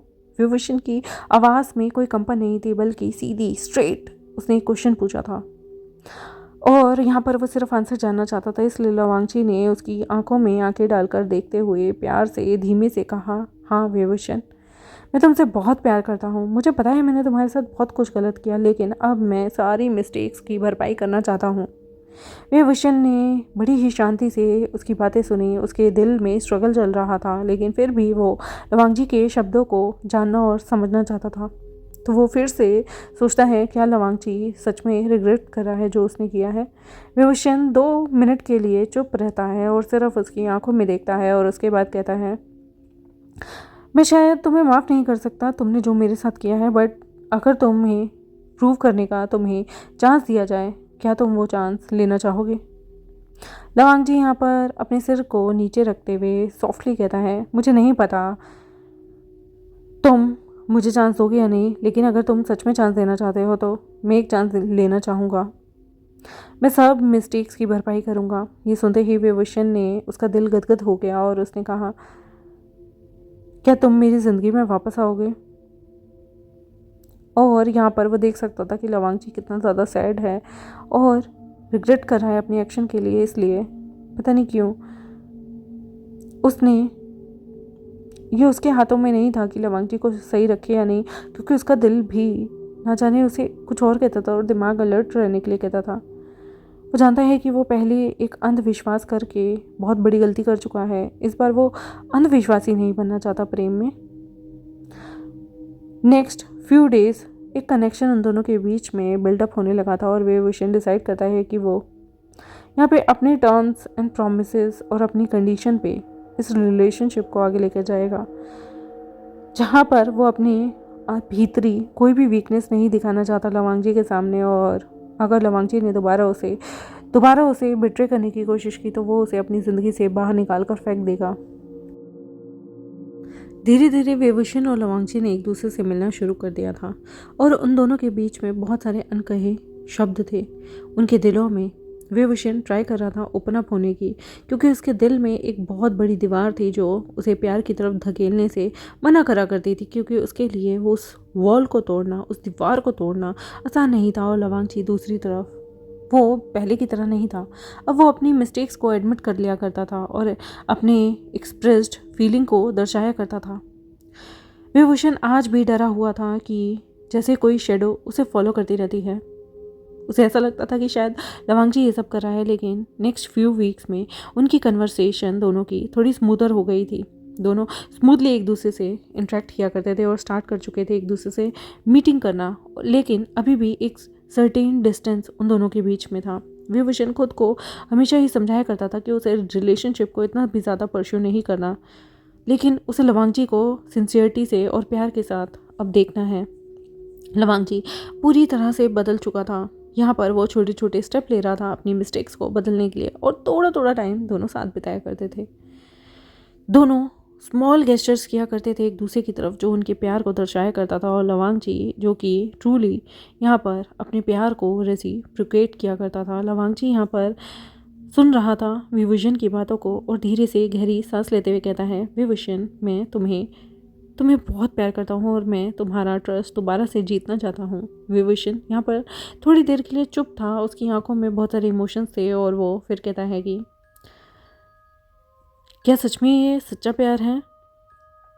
क्या मैं तुम्हें कभी प्यार कर पाऊँगा? विभूषण जानता है कि लवांगची का प्यार जो है वो कम्प्लीटली चेंज हो चुका है और वो अब एक टफ गाय नहीं है, बल्कि वो ऐसा इंसान है जो अपनी गलतियों को आसानी से एडमिट कर लेता है, जो कि कभी किसी के सामने नहीं करता था। विभूषण सॉफ्टली कहता है, मैं तुमसे एक चीज़ पूछना चाहता हूँ, क्या हमारे बीच जो चीज़ें रही हैं तुम्हें क्या लगता है वो वन साइडेड थी? लवांगची एकदम शॉक्ड था और वो धीमे से सिर हिलाकर अपनी सॉफ्ट आइज़ में कहता है, मैंने इस बारे में बहुत ज़्यादा सोचा। मुझे लगता है कि जब से मैं तुम्हारे प्यार में पड़ा था तब से मुझे रियलाइज़ हुआ कि सब कुछ मैं ही कर रहा था। एक तरफा विश हुआ करती थी, बट अब मैं समझता हूँ कि तुम्हारी भी कुछ विशेज़ हैं, तुम्हारी भी कुछ डिज़ायर्स हैं, और अब मैं उनकी कद्र करता हूँ। एक रिश्ते में समझ और विश्वास होना बहुत ज़रूरी है। वही हम दोनों को बांध के रख सकता है।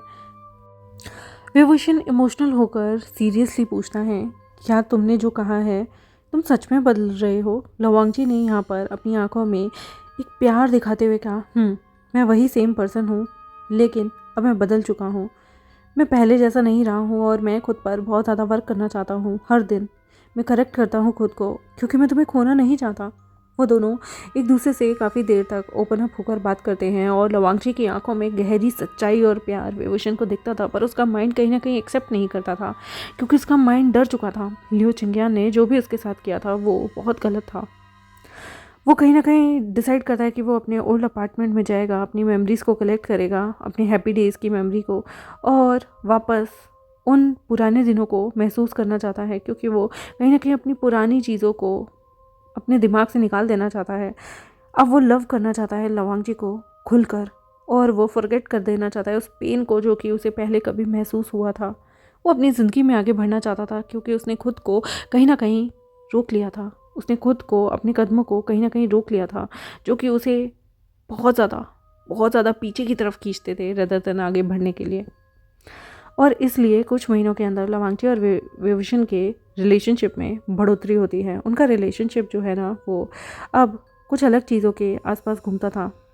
हालांकि अभी भी उसे ऐसा लगता था विभूषण को, जैसे उसकी जो मेमोरीज है, उसका जो डर है वो उसे हॉन्ट करता है, लेकिन अब वो फुली एक्सेप्ट करने के लिए तैयार था इन रिलेशनशिप को, क्योंकि अब उसे अपनी ज़िंदगी में आगे बढ़ना था। और दूसरी तरफ लवांगजी भी यहाँ पर कुछ भी कर लो, वो विभूषण के लिए लॉयल था। उसका दिल सिर्फ उसके लिए धड़कता था, और उसके दिल के पास सिर्फ विभूषण ही था। और एक इवनिंग दोनों ऑफिस से घर जा रहे थे, तब विभूषण रियलाइज़ करता है कि लवांगजी जैसे कुछ छुपा रहा हो। विभूषण ने यहाँ पर थोड़ा सा डाउट करते हुए कहा कि क्या तुम मुझसे कुछ छुपा रहे हो? यहाँ पर थोड़ी सी नर्वसनेस के साथ लवांगजी ने विभूषण की तरफ देखा और धीमे से जवाब दिया, विभूषण, ऐसा कुछ भी नहीं है जो मैं तुमसे छुपा रहा हूँ। मैं जानता हूँ कि तुम अभी कम्प्लीटली मेरे साथ ओपन अप नहीं हुए हो, तुम्हें मुझ पर डाउट रहता है। तभी विभूषण ने अपने आप को थोड़ा सा कंपोज करते हुए लवांगजी की तरफ देखा। शायद उसके मन का फियर ही है और उसके इंटरनल कन्फ्लिक्ट ही है जो उसे हमेशा डाउट रहता है। इसलिए वो कहता है कि मुझे नहीं पता कि तुम मुझसे कुछ छुपा रहे हो या नहीं छुपा रहे, लेकिन मुझे कभी कभी ऐसा लगता है कि हमारे बीच में कुछ चीज़ें हैं जो मुझे थोड़ा सा डराती हैं। मैं कम्प्लीटली ऑनेस्ट होना चाहता हूँ तुम्हारे साथ, इसलिए मैं चाहता हूँ कि तुम भी मेरे साथ ऑनेस्ट रहो। और मैं बस, तुम्हारा सपना था ना कि तुम मुझे चेज़ करना चाहते हो, तुम मुझे चेज़ कर चुके हो, तो तुम्हें अब मेरे साथ ऑनेस्ट रहना होगा। लवांगजी ने यहाँ पर सीरियसनेस दिखाते हुए कहा, मैंने जो भी किया वो तुम्हारे लिए किया, और मैं ये समझना चाहता हूँ कि हर दिन मैं तुमसे कितना प्यार करता हूँ, और मुझे बहुत डर लगता है कि तुम मेरे प्यार को खुलकर अपनाओगे या नहीं अपनाओगे। विभूषण थोड़ा सा रिलीव्ड महसूस करता है कि नहीं, अभी लवांगजी ऐसी कोई बात नहीं है जो छुपा रहा हो, और वो लवांगजी के एफर्ट्स की कहीं ना कहीं सराहना करता है, और वो जानता है कि वो कितना ज़्यादा इस रिलेशनशिप में इन्वेस्ट कर रहा है। इसलिए विभूषण धीरे से कहता है, मैं भी तुमसे बहुत प्यार करता हूँ, बट मैं थोड़ा डरता हूँ। मैं डरता हूँ कि शायद मैं तुम्हारी एक्सपेक्टेशन पे खरा ना उतरूँ। मुझे डर लगता है कि शायद आगे चल के पास्ट का कोई भी बात सामने आए, क्योंकि जब लियो चिंग्यान ने मुझे धोखा दिया तो मुझे बहुत ज़्यादा दुख लगा था। लवांगजी ने विभूषण के हाथ को अपने हाथ में लेते हुए सिंसियरली डेडिकेशन के साथ उसका हाथ पकड़ा और कहा कि ऐसा कुछ भी नहीं है जो हमारे बीच बहुत इजीली चला गया हो। तो विभूषण, प्लीज़ एक चांस दो खुद को, समझो हर चीज़ को। मैं चाहता हूँ कि तुम अपने दिल से चीज़ों को स्वीकारो, और मैं इंतज़ार करूँगा तुम्हारा। कुछ हफ्ते फिर से बीत गए। लवांगजी और विभूषण ने अब रिलेशनशिप को एक न्यू डायरेक्शन की तरफ ले जाने का सोचा। दोनों एक दूसरे को अब धीरे धीरे उनसे अपने डर को भुलाकर, अपने डाउट को भुलाकर सब कुछ शेयर करने लगे थे, और दोनों के बीच बहुत ज़्यादा प्यार हो रहा था। लवांगजी ने यहाँ पर विभूषण को डराना भी बंद कर दिया था, और उसका जो स्ट्रिक्ट एटीट्यूड था, हार्श नेचर था, उसे भी बिल्कुल पोलाइट बना लिया था। वो अपनी फीलिंग्स को एक्सप्रेस किया करता था। दोनों अच्छी अच्छी डेट पे जाया करते थे और दोनों एक दूसरे के बहुत नज़दीक आ गए थे। इतने नज़दीक आ गए थे कि दोनों ने उसी रजिस्ट्रार ऑफिस में बैठकर शादी कर ली थी, जहाँ पर कभी विभूषण अकेला पागलों की तरह बाहर बैठा हुआ था और लियो चिंग्यान का इंतज़ार कर रहा था। इस बार उससे लवांगची ने शादी की थी। ये एक स्पेशल एक्ट के दौरान ये मैरिज हुई थी और यहाँ पर लवांगची इस बार उसके लिए बहुत प्यारे से पियोनी फ्लावर का एक बुके बनाकर लेकर आया था और उसे शादी होने पर ही दिया और उसके लिए एक रिंग भी बनाकर लेकर आया था। यहाँ पर विभूषण थोड़ा सा इमोशनल था क्योंकि पहले जब उसकी शादी हुई थी तो ये सब नहीं हुआ था, लेकिन ये सिंपल सी मैरिज उन दोनों के लिए काफ़ी ज़्यादा मायने रखती थी। उन दोनों की शादी बहुत प्यारी थी और विभूषण को लवांगची से काफ़ी ज़्यादा लगाव प्यार था और 4 साल उन दोनों की शादी को इसी तरह से बीत गए। दोनों एक दूसरे के साथ इंटीमेट हुआ करते थे। वीक में लगभग 4 दिन दोनों एक दूसरे से बहुत प्यार करते थे, एक दूसरे की हमेशा सराहना करते रहते थे। 4 साल शादी के खुशहाली के कब बीत गए पता ही नहीं चला। लेकिन एक दिन विभूषण को पुराना लेटर मिला, उसकी चाइल्डहुड फ्रेंड लियो चिंग्यान का। वो थोड़ा सा सरप्राइज था, इसलिए उसने लेटर को खोला और उसे पढ़ना शुरू किया, लेकिन जिसके बाद तो उसके होश ही उड़ गए। वो उस धोखेबाज लियो चिंग्यान का लेटर पढ़ रहा था जिसमें लिखा हुआ था, डियर विभूषण, मुझे एक चांस मिला है तुम्हें ये लेटर देने का। इतने सालों बाद मैं जानती हूँ कि तुम बहुत ज़्यादा शॉक हो जाओगे जब ये लेटर पढ़ोगे, लेकिन मैं तुमसे सच छुपाना नहीं चाहती। अगर तुम्हें लगता है कि मैं एक चीटर हूँ तो तुम्हें ये ज्ञात होना चाहिए कि ये कभी भी मेरा डिसीज़न नहीं था। जो भी कुछ हुआ, जो भी तुमने मेरे बारे में सुना कि मैं तुम्हें छोड़कर भाग गई, मैंने किसी और से शादी कर ली, वो सब झूठ था। तुम्हारे हस्बैंड लो वांगची ने मुझे किडनैप किया, मुझे स्टॉप किया तुमसे शादी करने में। उसने मुझे कभी भी रजिस्ट्रार ऑफिस में पहुंचने ही नहीं दिया था हमारी शादी के दिन। मैंने कभी भी नहीं सोचा था कि मैं तुम्हें चीट करूंगी, लेकिन मैं तुमसे बहुत प्यार करती थी।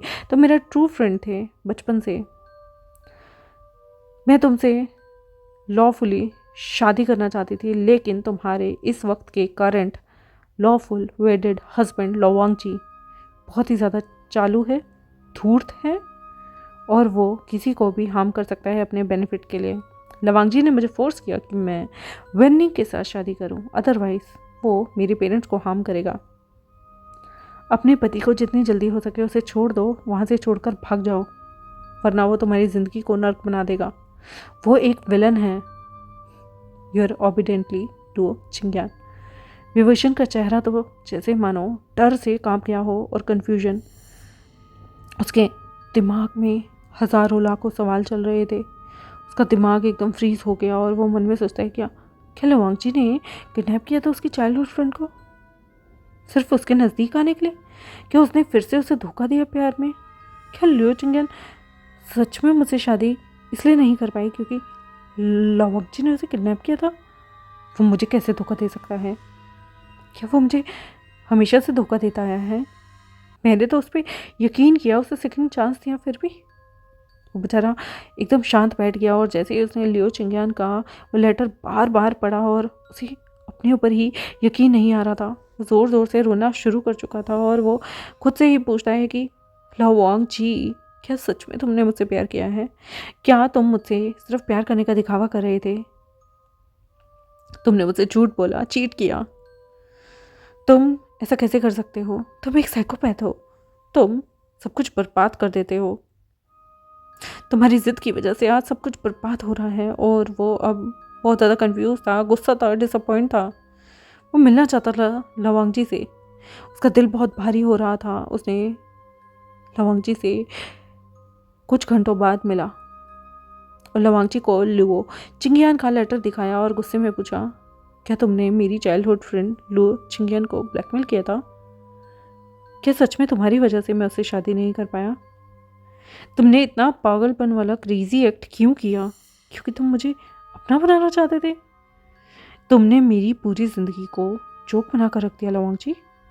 लवांगची ने गहरी सांस ली और बिल्कुल ही शांत स्वभाव से कहा, विभूषण, मैंने जो भी किया ना वो तुम्हारी खुशी के लिए किया। मैंने जो भी किया डर से किया, क्योंकि मैं तुम्हारे बिना नहीं जी सकता था और तुम मुझसे ब्रेकअप कर रहे थे। मैंने गुस्से में आकर तुम्हारी शादी तोड़वा दी। आई नो मैंने तुम्हारा ट्रस्ट खोया है, लेकिन तुम मुझ पे अब ट्रस्ट कर सकते हो ना। मैं तुमसे झूठ कभी नहीं बोलूँगा। विभूषण गुस्से में कहता है, लो वांगची, तुमने मेरी पूरी जिंदगी बदल दी और तुम इस पागलपन को प्यार कहते हो। तुमने मुझसे झूठ बोला, तुम हमेशा झूठ बोलते रहे मेरे सामने। तुमने कहा कि तुम आज के बाद मुझसे झूठ नहीं बोलोगे। हिपोक्रेट हो तुम। तुमने मुझसे सच बोला ही कब है? सिर्फ झूठ की चादर ओढ़ कर इधर उधर घूमते रहे। मुझे बहुत दुख हो रहा है कि मैंने तुम जैसे इंसान को अपना लॉफुली वेडेड हस्बैंड चुन लिया। ये मैंने कितनी बड़ी गलती कर दी। मैं कैसे तुमसे शादी कर सकता हूँ? लवांगची ने एक गहरी सांस ली और मुस्कुराते हुए सॉफ्ट वॉइस में कहा, मैं तुम्हें कभी भी झूठ नहीं बोलना चाहता था और मैं तुम्हें खुद से दूर भी नहीं जाने दे सकता था। तो मैंने जो भी किया तुम्हारे लिए किया। तुम मेरे सब कुछ हो विभूषण। मैं तुम्हें पाने के लिए किसी भी हद तक जा सकता हूँ। विभूषण हार्शली कहता है, लो वांगची, अगर ऐसा था तो तुम एक बार मुझे सच बोल देते। हर बार तुम मुझसे झूठ क्यों बोलते थे? तुम मुझे चीट करते आए और अब तुम मेरे सामने माफ़ी मांग रहे हो। क्या मेरी लाइफ इतनी ज़्यादा सस्ती थी तुम्हारे लिए? क्या मैं तुम्हारे लिए इतना ज़्यादा बेकार था कि तुम इस रिलेशनशिप में आने के लिए किसी भी हद तक गुजर सकते थे? कब तुम समझोगे कि दूसरों पर अपनी फीलिंग्स सौंपना नहीं होता है? कब तुम अपने बारे में सोचना बंद करोगे लवांगची? लवांगची यहाँ पर अपने सिर को झुकाते हुए जवाब देता है, आई एम सॉरी। मुझे पता है कि मैंने तुम्हें हर्ट किया, लेकिन मैं तुम्हें बहुत प्यार करता हूँ और मैं नहीं चाहता कि तुम मुझे छोड़ के जाओ। मैंने जो भी किया मैं वो 1000 बार करूँगा। मैं 1000 बार झूठ बोलूँगा अगर मुझे तुम्हें पाना होगा तो। विभूषण गुस्से में लवांगची की आंखों में देखता है और उसका पूरी की पूरी दुनिया ना आज टूट गई थी। उसकी 4 साल की मैरिज उसे मजाक लग रही थी। उसको ऐसा लग रहा था उसके पैरों तले ज़मीन खिसक गई है। ये इंसान इतना बड़ा फ्रॉड कैसे हो सकता है? 4 साल उसने जिस शादी को बचाने के लिए लगा दिए, इस इंसान ने उसके साथ इतना कुछ किया है। 4 साल बाद भी ये इंसान बिल्कुल नहीं बदला है। ये उसकी ज़िंदगी को मजाक बनाकर रख चुका है। उसके जितने भी ड्रीम थे इस घर को सजाने के, इस घर में एक साथ रहने के, वो सारे ब्यूटीफुल प्यार भरे ड्रीम आज टूट गए। उसे बहुत अकेलापन और हार्ट ब्रोकन महसूस होता है कि ये रिलेशनशिप जिसमें कभी कुछ क्लियर था ही नहीं, वो उससे थक चुका है। वो अपने पार्टनर से डिवोर्स चाहता है। इसलिए विभूषण लवांगची के घर को छोड़कर ही उसकी दुनिया से बाहर चला गया और उसने लवांगची को पेपर्स भेज दिए कि वो अब इस झूठी शादी में नहीं रहना चाहता। वो फेडअप हो चुका है। इसलिए वो अपने पार्टनर की कॉन्स्टेंट झूठ बोलने की हैबिट की वजह से उससे तलाक लेना चाहता है। पर क्या सच में लवांगची उसे तलाक दे देगा? नहीं, कभी भी नहीं, क्योंकि उसका प्यार ऑब्सेशन है, पॉसेसिवनेस है, पागलपन है, क्रेजीनेस है। वो मैडमैन बन चुका है प्यार में।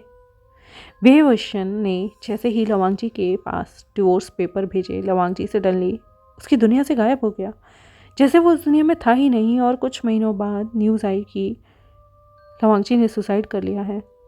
गुसू लैंड आईटी कंपनी के बॉस ने सुसाइड कर लिया। और विभूषण को जैसे ही ये न्यूज़ मिली कि लवांगची ने सुसाइड कर लिया, वो तो बिल्कुल बिखर गया। उसके पार्टनर ने कमिट सुसाइड कर लिया है। सिर्फ डिवोर्स पेपर के बाद उसे इतना बड़ा शॉक लगा लवांगची की डेथ का कि वो बेचारा अपनी सिटी को ही छोड़कर चला गया। वो बहुत दूर रहने लगा। इवन उसने तो देश ही छोड़ दिया। वो साउथ कोरिया में जाकर रहने लगा, जहाँ पर एक स्मॉल से कैफ़े में वो काम करने लगा। उसके लिए बहुत ज़्यादा हार्ट ब्रेकिंग था कि लवांगची जो उससे इतना पागलों की तरह प्यार करता था, वो इंसान सुसाइड कर चुका है। 5 साल लवांगची की डेथ को हो गए थे और सडनली उसे आज अपने घर में फिर से 3 से 4 CCTV कैमरा मिलते हैं और माइक्रोफोन मिलते हैं, जो कि साउथ कोरिया वाले घर में बिल्कुल वैसे ही जैसे लवांगची उस पर कभी कभी निगरानी रखने के लिए इस्तेमाल करता था। वो डर जाता है, घबरा जाता है। माइक्रोफोन और CCTV कैमरा मिलना यह अनयूजुअल नहीं है। सॉरी, ये अनयूजुअल है, ये यूजुअल नहीं है। और इसलिए वो एक डिटेक्टिव को हायर करता है क्योंकि अब उसे जानना है कि आखिर कौन है जो उसे अभी भी सर्विलेंस में रखना चाहता है। क्या लवांगजी सच में मरा था या फिर उसकी मौत एक झूठ थी? क्या सब कुछ उसके सामने झूठ था? वो नज़र रखवाना चाहता था अपने मरे हुए पति के बारे में, सब कुछ जानना चाहता था क्योंकि आज दिन तक तो वो अपनी ज़िंदगी को नॉर्मल तरीके से जी रहा था, लेकिन आज सडनली अपने पति के मृत्यु के 5 साल बाद अपने घर में सीसीटीवी कैमरा देखकर वो डर गया क्योंकि वो तो लवांगजी की मौत के बाद साउथ कोरिया आया था ना। तो ये कौन है? उसने उसने डिटेक्टिव को बताया कि वो लवांगजी के सारे बारे में छानबीन करे। उसका एक्स पार्टनर जो था लवांगजी, वो कैसा था, क्या क्या करता था, उसने डिटेक्टिव को सब बताया। तभी डिटेक्टिव उसके सामने एक इन्फॉर्मेशन कलेक्ट करके लाया। वो लवांगजी के बारे में इन्फॉर्मेशन थी। जब उसने 6 महीने लगाकर ये सारी इन्फॉर्मेशन गैदर की और विभूषण को बताया तो उसके पैरों तले ज़मीन खिसक गई। डिटेक्टिव ने कहा विभूषण से, तुम्हारा हस्बैंड लवांगजी ने कभी सुसाइड कमिट किया ही नहीं था, बल्कि उसका मर्डर हुआ था। लवांगजी ओनली चाइल्ड नहीं था अपने पेरेंट्स का, बल्कि उसका एक ट्विन ब्रदर भी था जिसका नाम था लंजा, जो कि हमेशा से ही अपने भाई के, अपनी फैमिली के घर में छुप कर रहता था क्योंकि वो एक मेंटली वीक इंसान था। बोथ लंजा और लवांगजी एक जैसे दिखा करते थे बचपन से ही क्योंकि वो दोनों ट्विन थे। लवांगजी की आईडी को इस्तेमाल करके ही लंजा हर जगह आता जाता था। विभूषण एकदम शॉक्ड हो गया। उसे तो कोई आइडिया ही नहीं था कि लवांगजी का कोई ट्विन ब्रदर भी था, बिकॉज उसके पार्टनर ने तो उसे कभी कुछ बताया ही नहीं और उसे तो ट्विन ब्रदर का कॉन्सेप्ट ही नहीं पता कि अचानक से कोई लंजा नाम का इंसान कैसे आ गया। तभी जो नेक्स्ट डॉक्यूमेंट डिटेक्टिव ने उसे दिखाया उसके बाद तो वो बिल्कुल ही भौचक्का रह गया। ये क्या था? यहाँ पर उसने उसको जो सर्टिफिकेट दिखाया वो दिखाते हुए कहा कि ये तुम्हारा मैरिज लीगल डॉक्यूमेंट है। इसमें क्लियरली लिखा है कि तुम्हारी शादी दोनों लवांगजी और लंजा से हुई थी और लवांगजी और लंजा ही तुमसे भेस बदल कर मिला करते थे। लंजा ने तुम्हारा इंटरव्यू लिया था और तुम्हें हायर करने वाला भी कोई और नहीं बल्कि लंजा था। एल्डर ट्विन ब्रदर लवांगजी भी तुम्हें पसंद करना शुरू कर चुका था। तुमसे ऑफिस में दोनों भाई भेस बदल के मिला करते थे। विभूषण एक्सट्रीमली शॉक्ड हो गया। ये कैसे हो सकता है? वो एक को नहीं बल्कि 2 लोगों को डेट कर रहा था एक साथ। उसे हेजिटेशन होती है, उसे ऐसा लगता है जैसे कोई उसे सच में स्टॉक कर रहा है। इवन वो और ज़्यादा सरप्राइज होता है जब वो आगे की चीज़ों को सुनता है जो डिटेक्टिव ने उसे बोली। डिटेक्टिव ने कहा कि लंजा और लवांगजी दोनों तुम्हें मॉनिटर किया करते थे हर जगह से। वो तुम्हें ऑफिस से लेकर अपने घर में भी देखा करते थे। तुम कहाँ जा रहे हो, किससे मिल रहे हो, तुम्हारी डेट्स पे भी तुम्हारे साथ जाया करते थे। इवन मैरिटल रिलेशनशिप में तुम्हारे साथ फिज़िकली दोनों भाई हुए हैं। दोनों भाइयों ने तुम्हारे साथ फिज़िकल रिलेशनशिप बनाए हैं क्योंकि उनकी तुमसे लीगली शादी हुई थी। तुम्हारी फर्स्ट मैरिज जो हुई थी उसमें तुम्हारा जो चाइल्डहुड लियो चिंग्यान थी उसे भी रोकने वाला कोई और नहीं बल्कि लंजा था। और तुम्हें जब डिवोर्स पेपर भेजे गए तब उन दोनों भाइयों के बीच में लड़ाई हुई थी और लवांगजी तुम्हें सच बताना चाहता था लंजा के बारे में, लेकिन लंजा ने उसे रोकना चाहा। पर लवांगजी अपने छोटे भाई की बात नहीं सुन रहा था तो लंजा ने गुस्से में आकर अपने बड़े भाई लवांगजी को मार डाला। उसने उस फियर्स लड़ाई में इतना ज़्यादा लवांगजी पे वार किया कि वो मर गया। ये सुनते ही विभूषण के सामने लवांगजी का इनोसेंट फेस आ रहा था। लवांगजी क्रूल नहीं था, वो तो रोया भी करता था उसके सामने। और लंजा एक कोल्ड पर्सनैलिटी थी जो कि इतनी आसानी से मेल्ट नहीं होता था। तो अचानक से उसे लवांगजी के लिए सॉरी फील हुआ जो कि मर चुका है। और उसने जो डिवोर्स पेपर भेजे थे उसने कभी नहीं सोचा था कि उसकी वजह से 2 पीपल लड़ेंगे और लवांगजी की मृत्यु हो जाएगी। डिटेक्टिव ने उसे सारा सच बताया तो विभूषण ज़ोर ज़ोर से रोने लगा अपने घुटनों पर बैठकर कि उसकी पूरी ज़िंदगी मजाक थी और उसे कभी पता ही नहीं चला था कि उसकी लाइफ में एक नहीं बल्कि 2 लोग आए थे और उन 4 सालों में उन 2 लोगों ने उसे मिलकर बेवकूफ़ बनाया। डिटेक्टिव ने विभूषण से कहा, मैंने लास्ट 5 साल की लवांगजी के ओल्ड हाउस की फुटेज को खंगाला है जहाँ पर लंजा तुम्हें हर वक्त मॉनिटर किया करता था। डिटेक्टिव ने यहाँ पर विभूषण को फ़ोटो भी भेजी जहाँ पर लैन हाउस में दोनों भाइयों की फ़ोटोज़ हुआ करती थी और वो फ़ोटो एक हिडन लॉकर में रखी गई थी। तभी एक पीछे से ज़ोरदार गोली चलने की आवाज़ आती है और अचानक से डिटेक्टिव के माथे से पार होती हुई वो डिटेक्टिव ज़मीन पर बेसुध होकर गिर जाता है। वो उसके माथे से आर पार चली गई थी, जिसकी वजह से ऑन द स्पॉट ही उस डिटेक्टिव की डेथ हो गई और विभूषण अपने सामने किसी को मरा हुआ देखकर ज़ोर से चिल्लाया और घबरा गया। वो इतना ज़्यादा डर गया कि वो अपनी कार की तरफ भागा। उसे लगा कि शायद ये इंसान उसे भी मार देगा। वो इतना ज़्यादा डर गया था कि वो पागलों की तरह पुलिस स्टेशन की तरफ अपनी गाड़ी लेकर भाग रहा था कि सडनली उसे एक कार चेज़ करनी शुरू हो गई थी। वो सीधा उसके सामने आ गई और वो गाड़ी यहाँ पर किसी और की नहीं बल्कि लंजा की थी। लंजा ने विंडो को नीचे किया और कहा, विभूषण कैसा लगा तुम्हें मेरे से मिलकर? मैं लवांग जी का ट्विन ब्रदर हूँ। लंजा, हाँ वैसे तुम मेरे साथ पहले भी बहुत सारी डेट पे गए हो, पर तुम्हें मेरी आइडेंटिटी नहीं पता थी। मुझे तुम्हें देखते ही तुमसे प्यार हो गया था। मेरे एल्डर ब्रदर भी तुम्हें धीरे धीरे पसंद करने लग गए थे। हमने एक डील की थी कि हम दोनों तुमसे मिला करेंगे लवांग जी की आइडेंटिटी को यूज़ करके। 2 अलग अलग बंदे तुम्हें डेट पे लेके गए। मेरा एल्डर ब्रदर वो बहुत इमोशनल था स्टूपिड कहीं का, और जब भी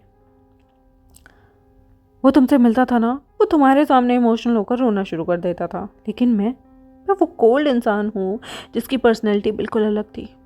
कोल्ड। अब तुम्हें पता चला? तुम्हें जो लैन हाउस से सीसीटीवी कैमरे से देखता था ना, वो कोई और नहीं बल्कि मैं था। और मेरा भाई और मुझ में कोई डिफरेंस नहीं। हमारी शक्लें भी एक थी, इसलिए हमने तुमसे शादी कर ली और अब तुम मेरे हो, समझे? मेरे भाई की मृत्यु के बाद तुम केवल मेरे हो। विभूषण बहुत डर गया। लंजा का ये पागलपन, ये साइकोपैथ साइड देखकर वो बहुत डर गया और वो तेज़ी से अपनी गाड़ी चलाने लगा। उसे पुलिस स्टेशन पहुंचना था। यहाँ पर कार जो थी बहुत तेज़ चल रही थी और यहाँ पर एक न्यूली ब्रिज बना हुआ था। लंजा वो विभूषण की गाड़ी को ओवरटेक करने की कोशिश करता है, लेकिन वो बार बार उसके पीछे आता है, उसे डराने की कोशिश करता है, पर अचानक से उसकी गाड़ी का बैलेंस बिगड़ा और फ्लाईओवर से 50 फीट नीचे धड़ाम करके उसकी गाड़ी गिर गई। विभूषण इमिडिएटली अपनी गाड़ी को एक साइड में पार्क करके नीचे की तरफ देखता है और उसने देखा कि हाईवे से लंजा की गाड़ी नीचे गिरी और पूरी गाड़ी का बुरी तरीके से एक्सीडेंट हुआ और सब कुछ तबाह हो गया। लंजा की गाड़ी में इतना टेरिबल एक्सीडेंट हुआ था कि वो ऑन द स्पॉट मर गया था। और इस इंसिडेंट के बाद विभूषण इमीडिएटली एम्बुलेंस को कॉल करता है और जब तक एम्बुलेंस स्पॉट पे आती लंजा मर चुका था, क्योंकि उसकी गाड़ी बुरी तरीके से आगे से होती हुई सीधा पूरा बोनट ध्वस्त हो गया था। पूरी गाड़ी का कुचुम्बर निकल चुका था और वो अंदर बैठे बैठे मर चुका था। यहाँ पर जो स्टीयरिंग व्हील था ना उसकी गाड़ी का, वो भी उसकी चेस्ट से आर पार हो चुका था और इतनी बुरी मौत देखकर वो डर गया। विभूषण डर गया और उसने अपने हाथों में अपने सिर को रखा। ना जाने कितनी रातें वो भयभीत रहा, लेकिन अब उसे रिचुअल तो करना ही था ना, क्योंकि उसका कभी ऑफिशियली लवांगची और लंजा से डिवोर्स नहीं हुआ था, इसलिए वो उनका वेडेड हस्बैंड था। इसलिए उसने लंजा जो कि उनकी नेटिव कंट्री में मरा था लवांगची जो कि उनकी नेटिव कंट्री में मरा था, उसके पास वो लंजा का भी शरीर लेकर गया और लवांगजी के शरीर के पास ही उसने लंजा को दफनाया। अगले 2 सालों तक उसे इतना ज़्यादा डिप्रेशन था कि वो लंजा की हेल्प लिया करता था, क्योंकि इस डिफ़िकल्ट टाइम में वो अपने साथ जो भी हुआ है उन चीज़ों से बाहर ही नहीं आ पा रहा था। 2 साल वो हमेशा ही दोनों हस्बैंड लवांगची और लंजा की ग्रेव पर फूल चढ़ाया करता था और उसे ऐसा लगता था कि लवांगची भी सिर्फ उसे सच बताने के चक्कर में उसके भाई ने उसे मार डाला था और लंजा तो उसकी आंखों के सामने मर गया था। उन दोनों ने उसे कितना भी धोखा दिया हो, लेकिन किसी की मृत्यु आपको झंझोड़ कर रख देती है और ऐसे ही विभूषण के साथ हुआ था। यहाँ पर पूरी लैन कंपनी, घूसू लैन IT कंपनी विभूषण के नाम हो गई थी। जब वो अपनी कंट्री में वापस आया, विभूषण ने यहाँ पर दोनों को ट्रिब्यूट दी। उसको अब उस कंपनी को भी संभालना था, लेकिन अचानक से उसे ऐसा लगता है जैसे कोई उसे फॉलो कर रहा है। वो अपने पीछे देखता है, सडनली पैनिक होता है, लेकिन वो इंसान कहीं गायब हो गया था। यहाँ पर वो अपनी गहरी सांस लेता है, लेकिन लैन ब्रदर की ग्रेव को देखकर उसकी आंखें भर आती हैं। वो यहाँ पर नहीं सोच पाता कि ये दो तो थे जो कि उसे फॉलो करते थे, तो इनकी मृत्यु के बाद कौन हो सकता है। फिर वो सोचता है कि नहीं, मैं ओवर थिंक कर रहा हूँ। विभूषण यहाँ पर लवांगची और लंजा की ग्रेव पर बैठ कर कहता है, मुझे आज वैसी ही शेडो दिखी जैसी मुझे पहले फॉलो किया करती थी। तुम दोनों ने कभी भी मुझे फॉलो करना स्टॉप नहीं किया। अब मुझे डर लग रहा है। जब मैं सोता हूँ, मैं कुछ भी करता हूँ, मुझे ऐसा लगता है कि जैसे कोई मुझे देख रहा है। मुझे ऐसा लगता है कि हर मोमेंट कोई मुझ पर निगरानी रख रहा है, मुझे मॉनिटर कर रहा है और मुझ पे आंखें रखे हुए हैं। ऐसा क्यों? तुम दोनों ने मेरी ज़िंदगी को नर्क कर दिया। तुम दोनों ने मुझे पागल कर दिया, और तुम्हारे जाने के बाद अक्सर मुझे ऐसा लगता है जैसे कोई काले कपड़े पहने हुए शख्स मुझे फॉलो कर रहा है। विभूषण यहाँ पर उन दोनों के लिए शराब और फ्रूट्स लेकर आया था, जो कि उनकी ग्रेव पे रखता है, और फूल लेकर आया था। फिर वो वहाँ से अपनी गाड़ी में बैठता है, बहुत टूटा हुआ, आंसुओं को पोंछता है कि तभी एक और इंसान भी अपनी गाड़ी में आकर बैठ गया था। उसने काले कपड़े, टोपी लगाई हुई थी, और विभूषण यहाँ पर स्ट्रेंज महसूस करता है, क्योंकि वो इंसान अपना फ़ोन चलाता है और उसके फ़ोन में विभूषण गाड़ी में कैसे बैठा हुआ है, क्या कर रहा है, सब कुछ दिख रहा था। वो अननोन पर्सन अपने फ़ोन में उस वीडियो को देखता है जहाँ पर विभूषण गाड़ी में पहले नॉर्मल बैठा हुआ था, फिर अपनी गाड़ी को चला रहा था। उसके डैश कैम से वो सब कुछ देखते हुए बाहर की तरफ जा रहा था। विभूषण के चेहरे पे हल्का सा तनाव वो इंसान देखकर कहता है, अपने फ़ोन को देखकर वो काले कपड़ा पहना हुआ शख्स धीमे से हल्की सी मुस्कान लाते हुए कहता है, विभूषण, तुम्हें मुझसे कोई नहीं बचा सकता, क्योंकि मेरी आंखें हमेशा तुम पर रहेगी। मैं सिर्फ तुम्हारा हूँ और तुम सिर्फ मेरे हो। कोई तीसरा पर्सन हम दोनों के बीच नहीं आ सकता। आई लव यू मेरी जान। और वो कैमरे में चल रही विभूषण की तस्वीर पर अपने हाथ फेरता है और कहता है, तुम मेरे हो। I love you, I love you. तुम मेरे साथ रहोगे जिंदगी भर के लिए, और मैं तुम्हें किसी और का होने नहीं दूंगा। और गाइस, यहाँ पर ये एक ओपन एंडिंग होती है। देखते हैं कि कौन गेस कर पाता है कि ये क्या था, कौन है वो शख्स जो कि विभूषण को फॉलो कर रहा है। ये मैंने एक ओपन एंडिंग छोड़ी है अपने व्यूअर्स के लिए, जो इस कहानी को पसंद कर रहे हैं, इस कहानी को सुन रहे हैं, और जिन्हें क्यूरियोसिटी है। मैं आप सब के आइडिया जानना चाहूँगी कि आपको क्या लगता है, कौन है वो तीसरा पर्सन जो उसे फॉलो कर रहा है, या फिर वो उन दोनों भाइयों में से कोई एक है जो कभी मरा ही नहीं था। देखते हैं आप लोगों की क्या क्या राय होंगी, आप लोगों की क्या क्या इमोशंस होंगे, और मैं ओपन एंडिंग आप लोगों के ऊपर छोड़ती हूँ। जिसका आंसर मुझे कमेंट सेक्शन में बेस्ट लगेगा उसे मैं पिन कमेंट कर दूँगी, और कोशिश कीजिएगा फर्स्ट कम फर्स्ट सर्व वाली बात हो जाएगी। जिसका सच में मुझे बहुत अच्छा लगेगा आंसर कि हाँ, ये मेरी सोच के सटीक है, या फिर ऐसा ही एंड होना चाहिए था, यही बंदा हो सकता है जो बचा होगा, जो परफेक्टली सच बताएगा, मेरे दिमाग के अकॉर्डिंग बताएगा। मैं उसे पिन कमेंट कर दूँगी, और आगे जब भी मैं लाइव में आऊँगी तो इस बात का डिस्कशन हम वहाँ करेंगे। तो तब तक के लिए ये स्टोरी यहाँ ख़त्म होती है। ईज़न फीस्ट की मैं सेकंड स्टोरी लेकर आई हूँ। ये अनऑफिशियल स्टोरी है, मतलब इसके व्यूज़ काउंट नहीं होंगे, पर मैं बस आप लोगों के साथ एक स्टोरी लेकर आना चाहती थी, एक खूबसूरत सी स्टोरी, जहाँ पर मैं आप लोगों के साथ एक खुलकर पॉइंट ऑफ व्यू रख सकूँ। तो आपको इस तरह की थोड़ी सी हॉन्टेड, थोड़ी सी मिस्टीरियस, सस्पेंस, थ्रिलर वाली स्टोरीज़ कैसी लगती हैं। आई होप आपको ये स्टोरी अच्छी लगी हो। तो अपना बहुत सारा प्यारे स्टोरी को देना और अपने दोस्तों के साथ शेयर करना। तब तक मेरे चैनल को सब्सक्राइब, वीडियोस को लाइक, बेल आइकन को प्रेस कर दो, और प्यारे प्यारे कमेंट्स ज़रूर करना कि आपको क्या लगता है ओपन एंडिंग में ये कौन शख्स है जो कि विभूषण को फॉलो कर रहा था। क्या आपको कभी आइडिया था कि लवांगची के अलावा लंजा भी हो सकता है जो कि विभूषण को फॉलो करता था? क्या आपको कोई आइडिया था कि लवांगची ही नहीं बल्कि दो लोग यहाँ पर विभूषण को फॉलो कर रहे थे, दो लोग उसकी ज़िंदगी को खिल रहे थे? और हाँ, स्टोरीज़ में ये चीज़ सुनना बड़ा फैसिनेटिंग लगता है, पर रियल लाइफ में जब कोई ऐसा फेस करता है तो उसे बहुत इरिटेशन होती है। और मेरा ये कहानी को बनाने का मकसद यही था कि ऐसे पागल लोगों से हमें दूर रहना चाहिए। कहानी को सुन के बड़ा फैसिनेट लग सकता है, बट रियल लाइफ में अगर कोई ऐसा इंसान है आपकी ज़िंदगी में तो उससे थोड़ा डिस्टेंस बना के रख ले, क्योंकि ऐसे लोग खुद को भी नुकसान पहुंचाते हैं और दूसरों को भी। तो तब तक मिलते हैं आपसे नेक्स्ट स्टोरी में, तब तक के लिए बाय बाय।